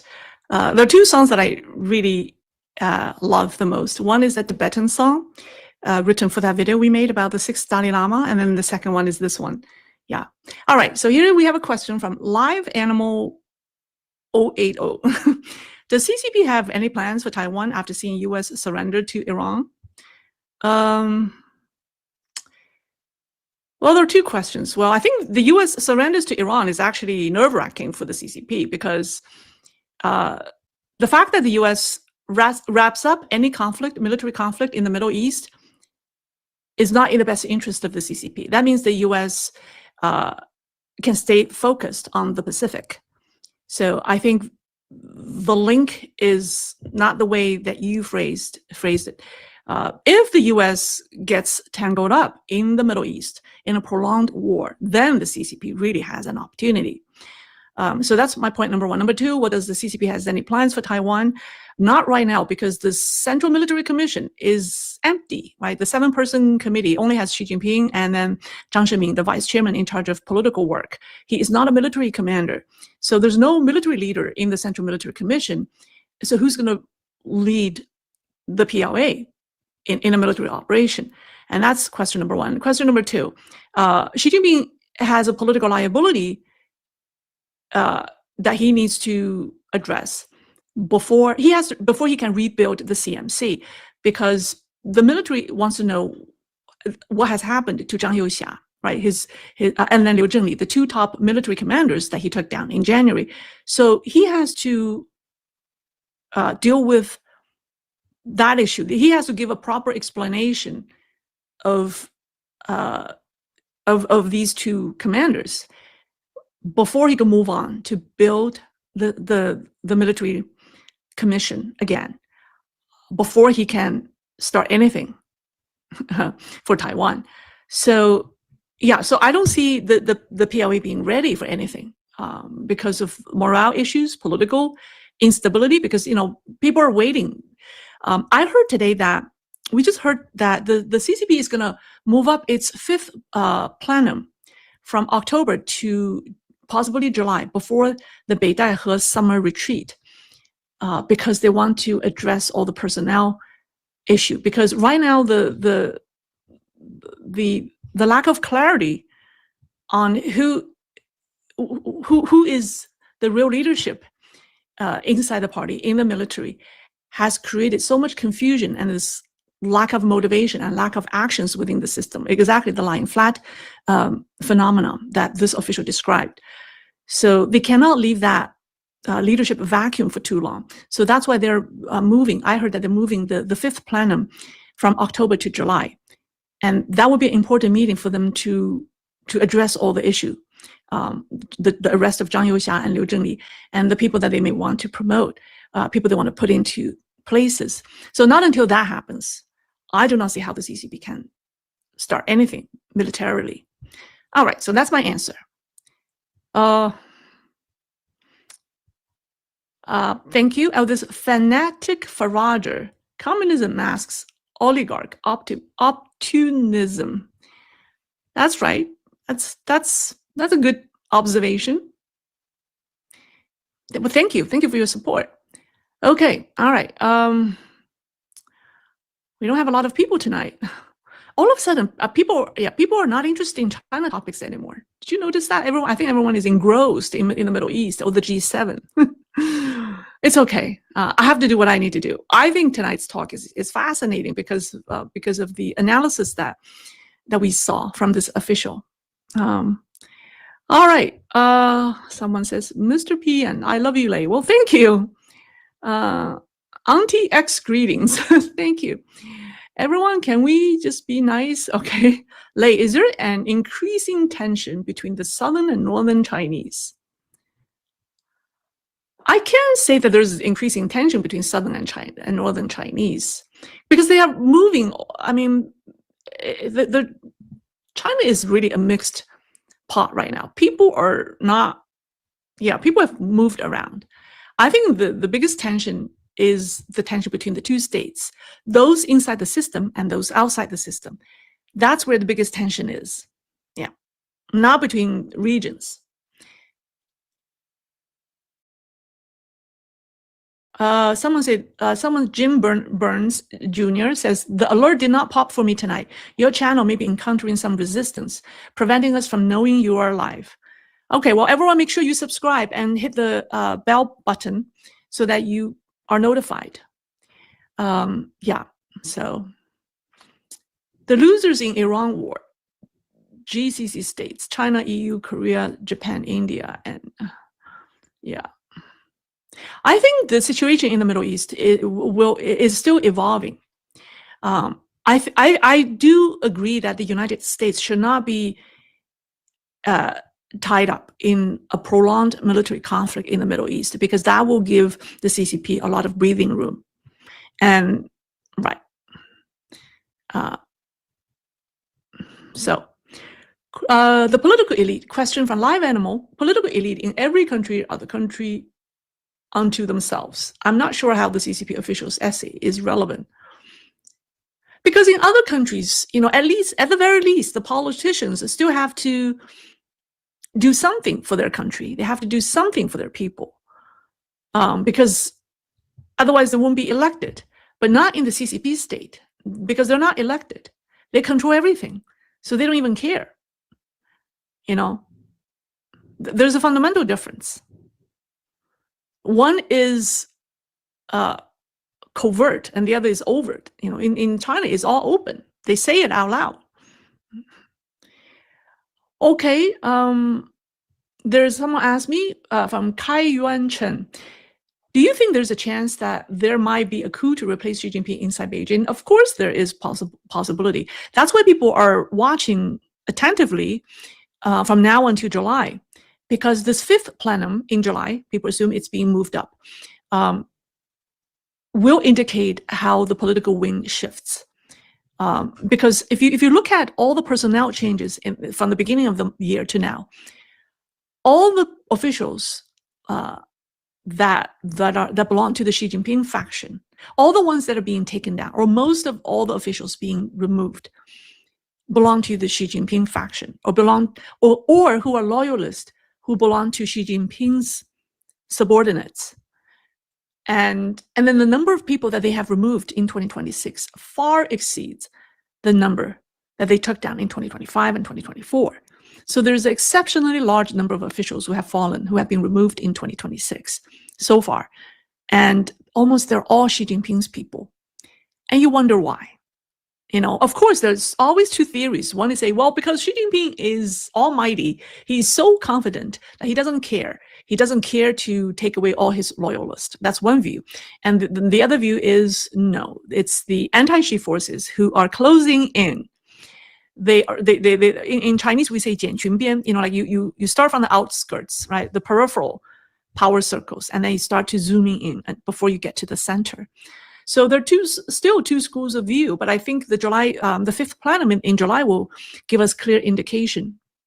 Yeah.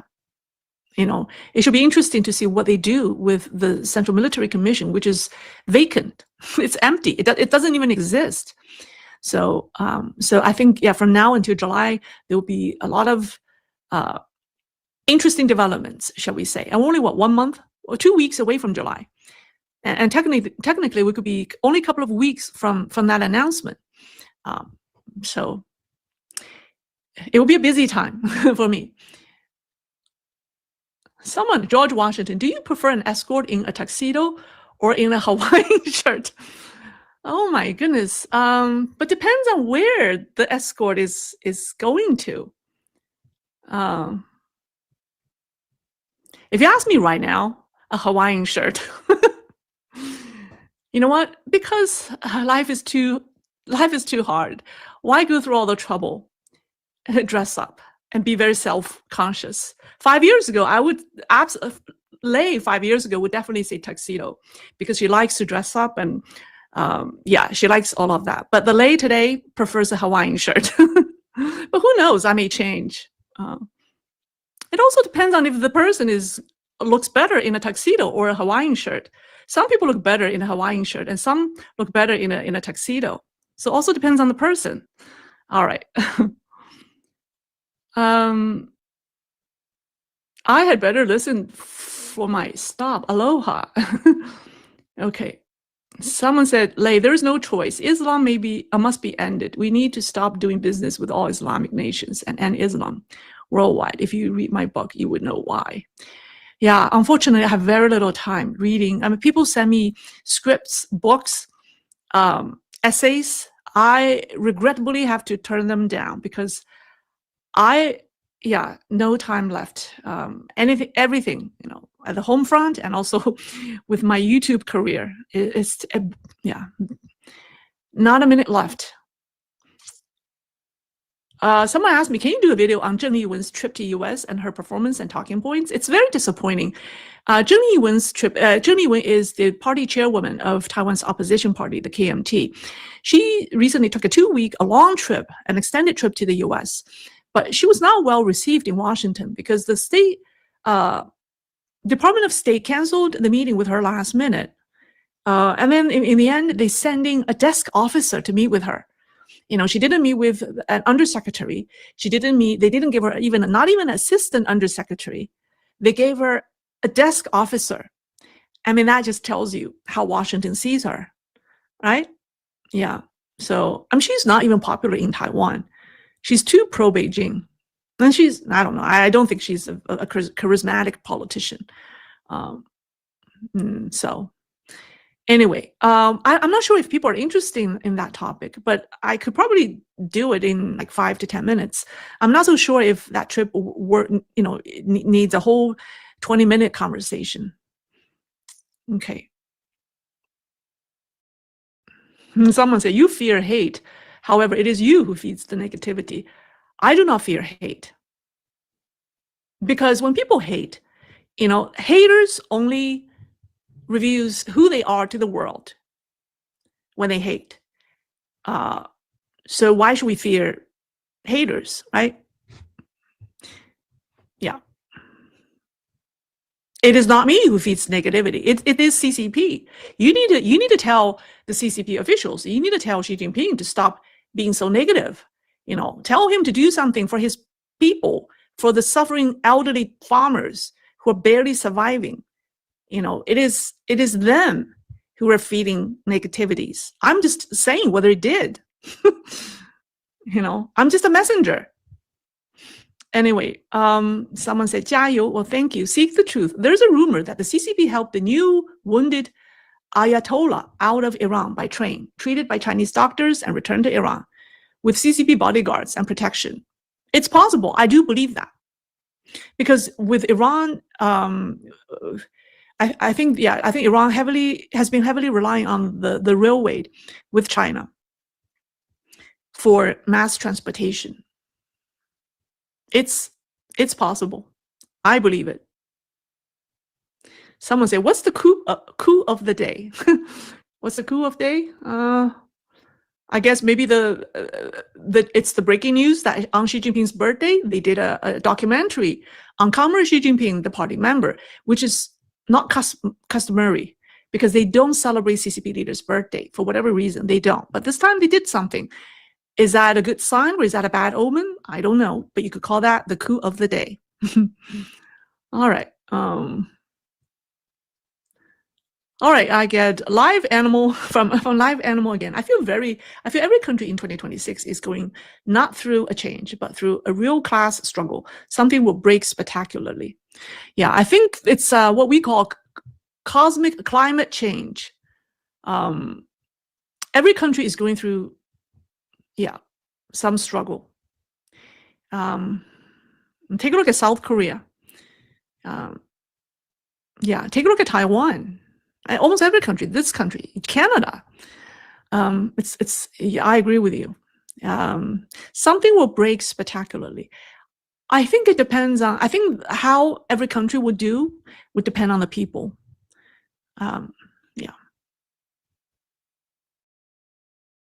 Jim Burns Jr. Like, my book is representation of your deepest, truest love. I wish you would give it to the world. Really? Okay, well, send a copy to me. All right. I already answered that. Okay, I already answered that.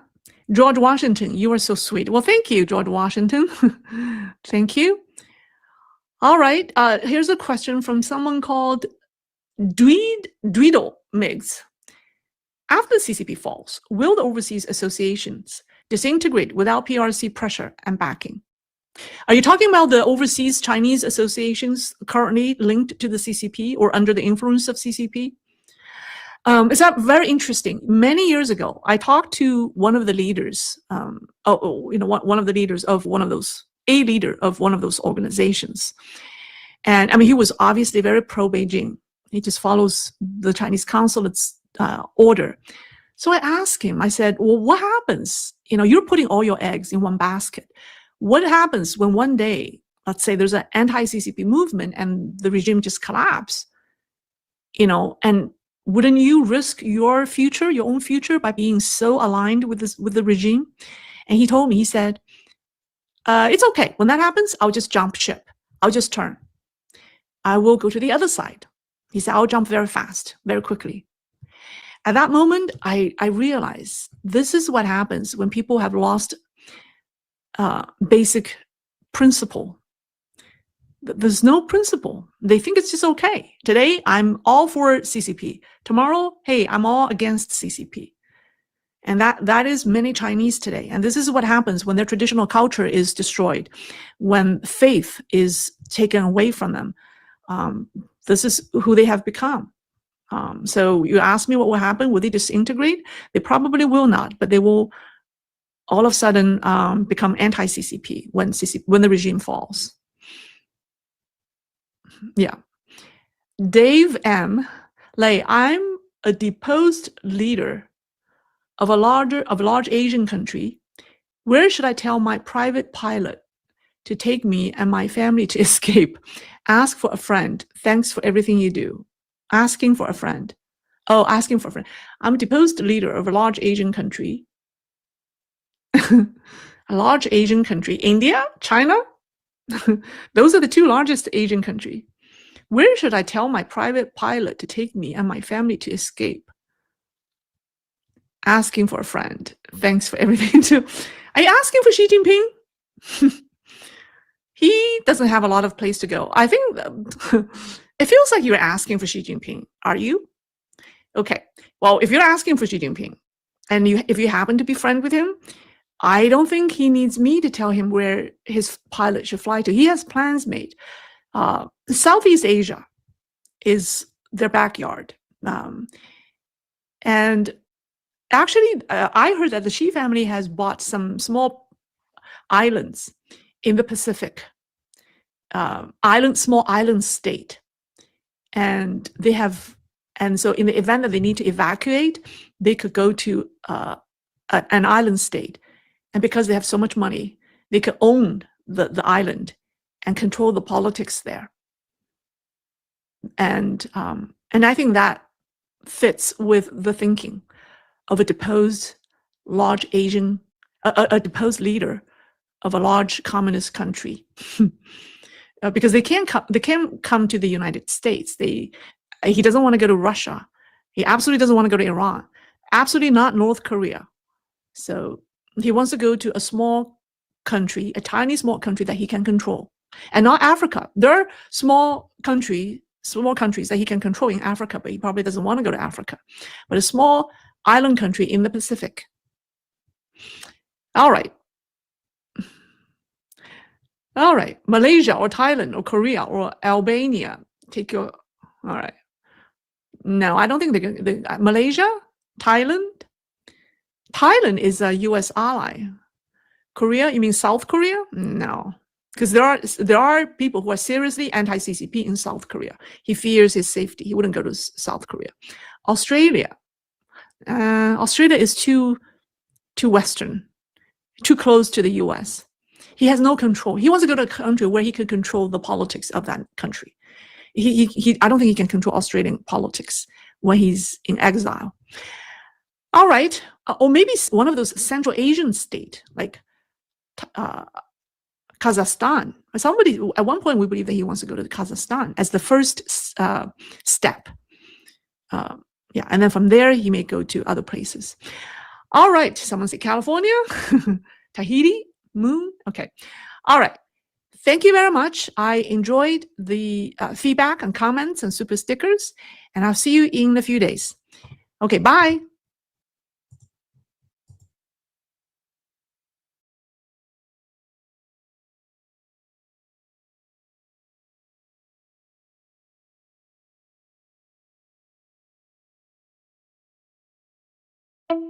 Chinese population has declined for the first time in decades. It is a big deal because it marks the end of this era of rapid growth and of cheap labor. China's ghost cities, or residential buildings without tenants or construction that never finished, have become visual metaphors for the ongoing crisis. Demand disappeared, there was lack of trust among buyers, and it's ultimately what led to decline in demand and therefore the downward adjustment of prices as well. Since the end of 2022, China's urban youth unemployment rate has risen to 21%. This is an age category from people 16 to 24, about 96 million people, the Statistics Bureau said. 6 million of those are still looking for jobs.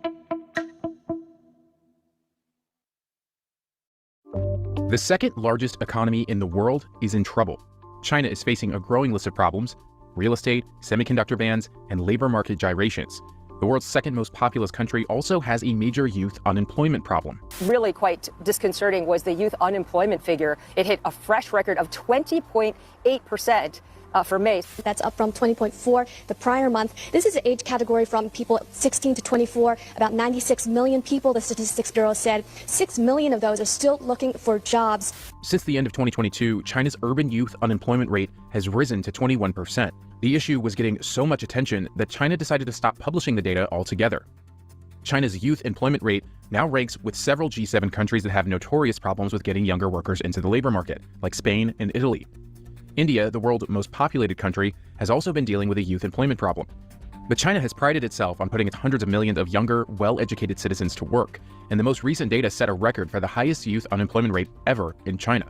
Experts point to several reasons for the slow pace of hiring for recent graduates in China's youth. That labor market transformation could have impacted the recent youth unemployment rate in China, and also the way the Chinese government has been regulating some of the sectors that I studied, including the high-tech sector, could have really serious impact on the unemployment situation today. My understanding is there just aren't the same level of jobs that require a college degree, so there's this imbalance in terms of supply and demand, and then that's made even worse because of the COVID and the entire economic slowdown. So what's happening in China? Why are younger workers not working?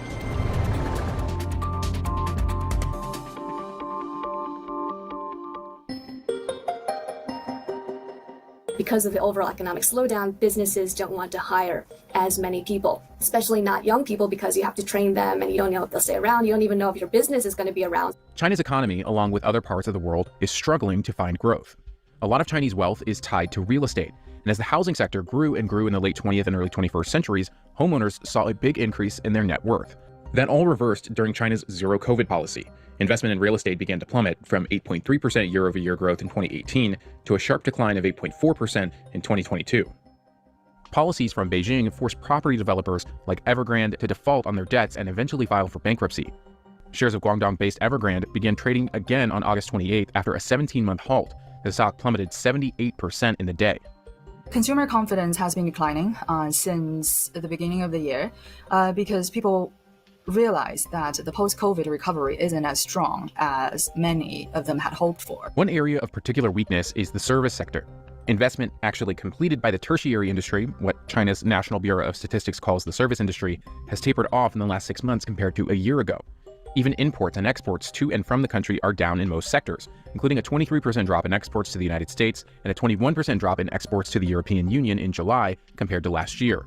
All while imports of crude oil dropped 21% in July from a year ago. Just year to date, the country's imports have fallen 7.6% from last year. Some of the problems in China may be deflationary, but you know, if China is experiencing deflation, that doesn't change the fact that consumers aren't really spending. Consumers aren't spending in China, and they're not spending abroad either. As a result of pressures on the economy and limited spending, the Chinese government decided to cut interest rates in a very different move than the rest of the developed world. For Chinese government, it really wants to contain any of the market volatility, especially during the economic downturn. And from the beginning of this year, there were a lot of speculations in the market over any big change in the macroeconomic data. So it's in a way becoming the self-fulfilling prophecy because the government is so worried that there might be too much attention attention for certain type of data, then they do not wish to disclose too much of it. And as a result, there are more speculation and more fear in the market. A lot of the young people right now, their parents lived through China's big economic boom in the last couple decades. So a lot of the parents have made a lot of money, and the kids, even if they're not fully employed or employed at all, it doesn't mean that they're financially affected. They might still be living very comfortable lives just because of how affluent their families have become. One study conducted by a Yale University researcher determined just how much household wealth increased between 2010 and 2012 in China. The data showed between those 2 years, housing assets grew 51% in value.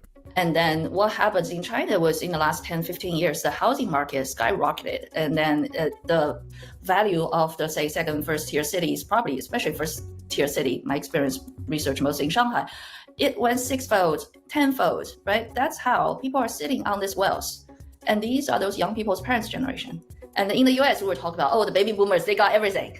China's overall urban unemployment rate has remained relatively steady all year, hovering around 5.2%. The 25 to 59-year-old population has seen steady employment as well, with that number hovering around 4% since March.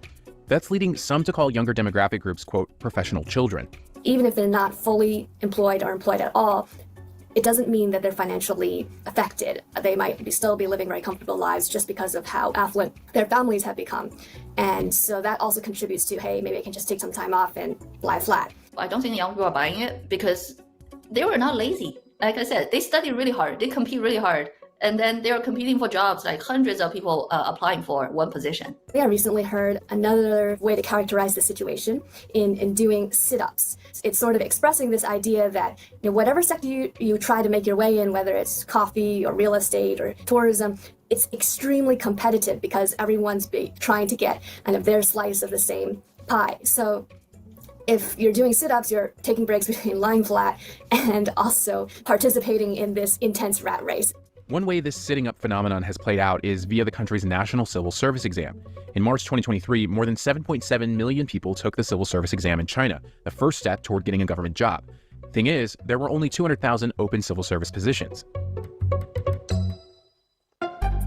Certainly the internet platform companies like Alibaba, Tencent, they also saw massive growth in the last 2 decades that had driven significant demand for young people as well. And with different regulations in the last couple of years, we've seen that these industries have been clamped down on by the government, or at least restricted in a way that they're not hiring necessarily at the pace they used to, if not laying off jobs.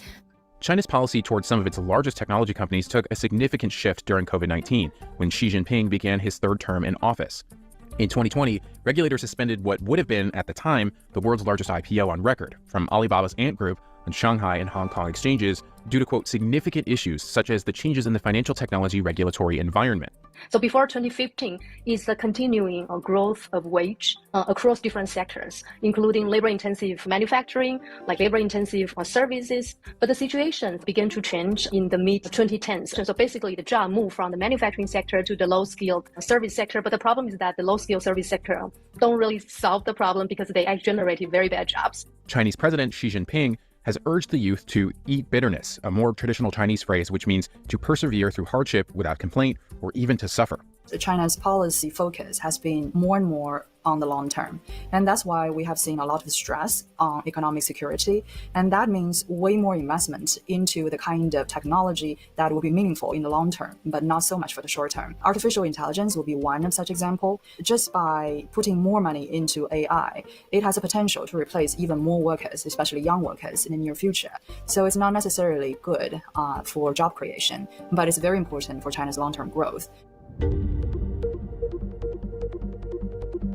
On the other hand, though, it actually does look like the economic malaise that China is experiencing may be contributing to its apparently increasing willingness to come to the table and engage in diplomatic exchanges with the United States. You look at their import numbers, you look at their export numbers, all again, red negative. And we invest in other parts of Asia, Australia, South Korea, Japan. But at this point, I think it's prudent for folks like us and your viewers to start to rethink how they're going to deploy capital in China. Many young people used to graduate and maybe go into real estate, education, after-school tutoring, internet technology companies, coding jobs, even government positions, and those are really not necessarily where the future of China is going to be heavily focused on. the Chinese youth, they tend to pursue graduate degrees as a strategy to deal with labor market difficulty. So the problem is that they are becoming more and more educated. But the problem is that you're just delaying, postponing the problems, but you are not solving the problem. You are getting more and more degrees that don't really give you any return.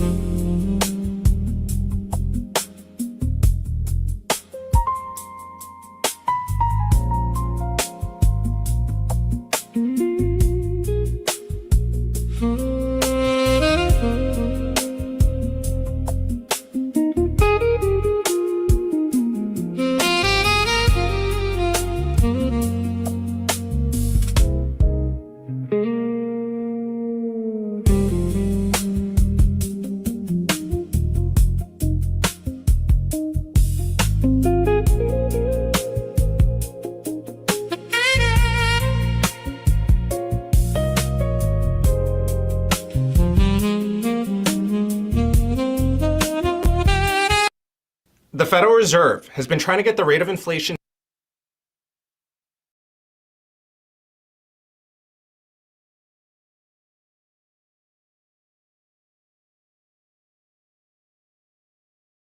down to 2.0%. That was their target. That was their goal. And as you know, they've been doing a really good job of failing for the past 5-6 years to getting it down to 2.0%. So what they did is now they changed their goal, their targets from 2.0% to 2.9%. That is a big difference.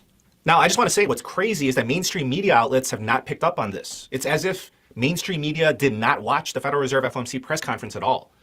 So in today's video, I'm going to show you what's really going on because apparently mainstream media, in my opinion, is being dishonest or just negligent. So the Federal Reserve had their meeting on Wednesday, June 17th in the afternoon, and this was the first meeting with Kevin Warsh as the new chair of the Federal Reserve. So we're going to begin with the official press release by the Federal Reserve, and then we're going to move on to the press conference right after that. So this is what they released 30 minutes before the press conference. I know the text is very small, so I'm going to read it to you. It says, the committee decided to maintain the target range for the federal funds rate at 3.75%. So this simply means that at this meeting, the Federal Reserve did not lower and they did not increase interest rates. So they basically kept interest rates the same. Okay, so this is page 2 of 2 of the press release. And don't worry, I understand that the text is small, so I'm going to be zooming in and reading as well. So here it says that the Federal Reserve decided unanimously to keep interest rates the same at this meeting. Okay, so listen, the media is saying that the Federal Reserve is acting hawkish under the new Fed Chair Warsh. So hawkish means that the Federal Reserve, they're going to be tightening monetary policy by raising interest rates and or draining money out of the system, right? However, not a single Federal Reserve member voted to raise interest rates, which in my opinion, that's not hawkish.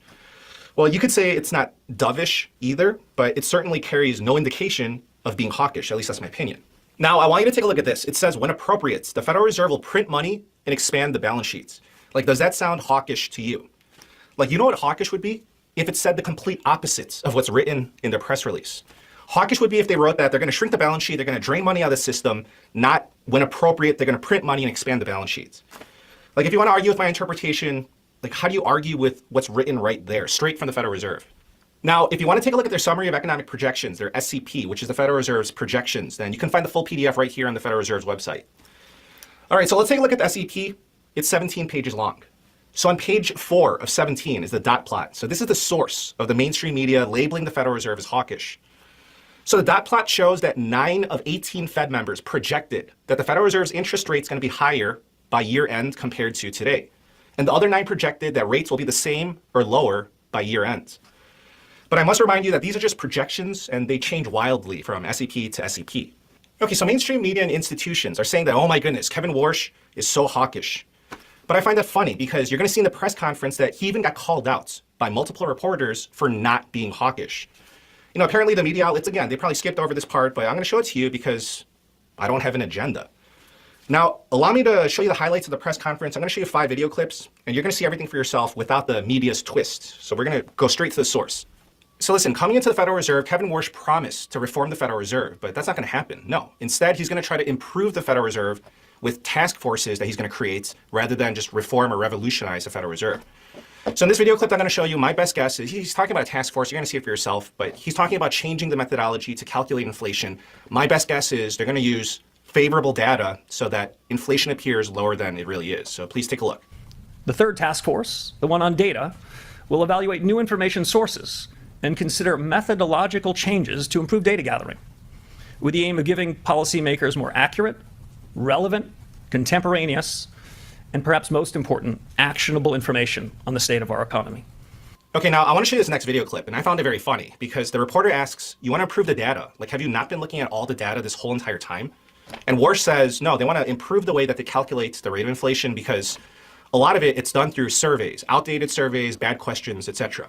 So the question is, okay, well, how are you going to improve the data? And then Warsh says, and you're going to see it, he says, I don't know. I got to make a few phone calls to figure that out.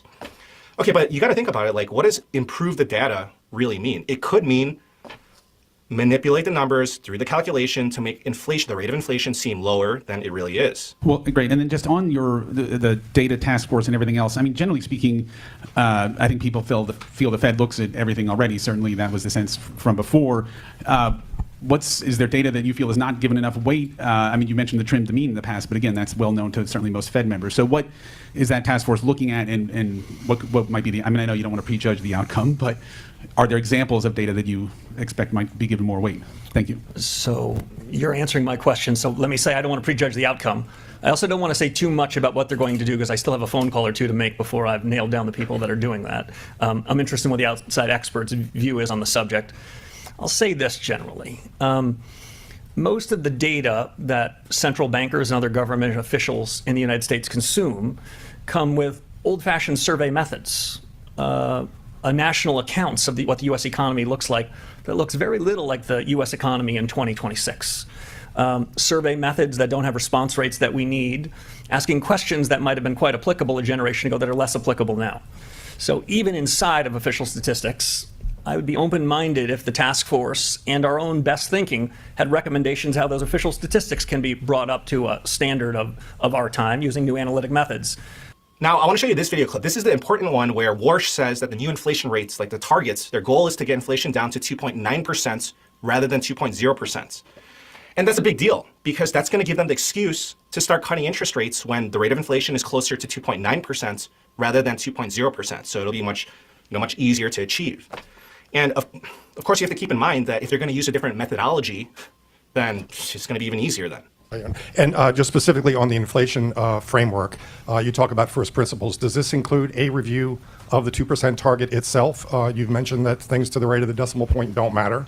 Should this be starting from a premise that 2% as a point estimate is too strict? Let me break that into two pieces. First, on the inflation framework review, their remit is what are the drivers of inflation? What's the Fed's responsibility for inflation? In part, how do we measure inflation? But that'll overlap with my data group. On the 2% inflation objective, that is the Federal Reserve's long-held objective of 2%. You've heard me say before, I tend to focus on the left of the decimal point. Well, the 2 is the left of the decimal point. For now, 0 is to the right. I see no reason until we have reestablished our commitment and ability to deliver on the 2% inflation objective to revisit that. So that'll be outside the scope of what we're taking on. All right, you see, I told you, mainstream media completely missed that part. The new target is 2.9% because Warsh doesn't care what's to the right of the decimal point. 2.0%, 2.9%, his mentality is, oh, it's the same thing. Okay, now this video clip, the reporter asks, why didn't you raise interest rates at this meeting? And then you're going to see Warsh say that, I don't want to answer that. One might wonder why you didn't raise rates today, considering what you're saying here about the risks to US inflation and your mandate. I guess, why not, and what would you need to see in order to get to that place? And secondly, on your task forces, are there any best practices at other central banks that you'd consider looking at? Thank you. Yeah. I'm glad they're in the practice of giving you two questions because my answer to your first question was going to be very curt. I've got nothing more to say than the statement itself. Okay, you know how mainstream media is saying that Kevin Warsh is so hawkish? Well, to me, nothing indicates that. A reporter even called him out on it. The reporter said, you didn't raise interest rates, but how come you didn't even threaten to raise interest rates? And you can see how Warsh responds. Please take a look. Chairman Warsh, you've said repeatedly credibility is earned by delivering. If credibility requires delivering, the move would be to tighten or at least to threaten to. Now, you didn't do that today. Why not? That judgment you expressed was not expressed by any of the 19 people around the table. We'll be meeting in 6 weeks. We'll take up the issue again. Okay, so you see Warsh and not a single Fed member wanted to be hawkish, not a single one. And regarding the shrinking of the balance sheet, Warsh didn't say that. Even the official press release says they're going to print money as needed. And currently they're printing money and they're expanding the balance sheet. So right now, according to the CME Fed Watch tool, the market believes that there's a 34.2% chance that the Federal Reserve will raise interest rates at their next meeting on July 29th. And there's a 0% chance that they're going to cut interest rates at that meeting. Okay, personally in July, I don't believe that they're going to cut interest rates. My question is, why is the market expectation so high for an interest rate increase in July if none of the Federal Reserve members even considered threatening to raise interest rates at this meeting? Additionally, President Trump gave the green lights for Warsh to not cut interest rates before this June meeting. So basically, President Trump gave the blessing, like, oh, Warsh, like, you don't have to cut interest rates. It's okay, given the circumstances. But you know what? I doubt that Trump is going to allow Warsh to raise interest rates in July, especially with the MOU signed with Iran and energy prices coming down. An interest rate increase, just think about it, before the midterm elections would be very damaging to the Republican Party. Like, if you want to argue with me about Fed independence, you know, that's your opinion and this is mine. Now, if you want more exclusive investing content, please come join our investing community. I'm going to leave a link for you down below. Please subscribe. Thank you for the support, and I wish you a very nice day. Take care.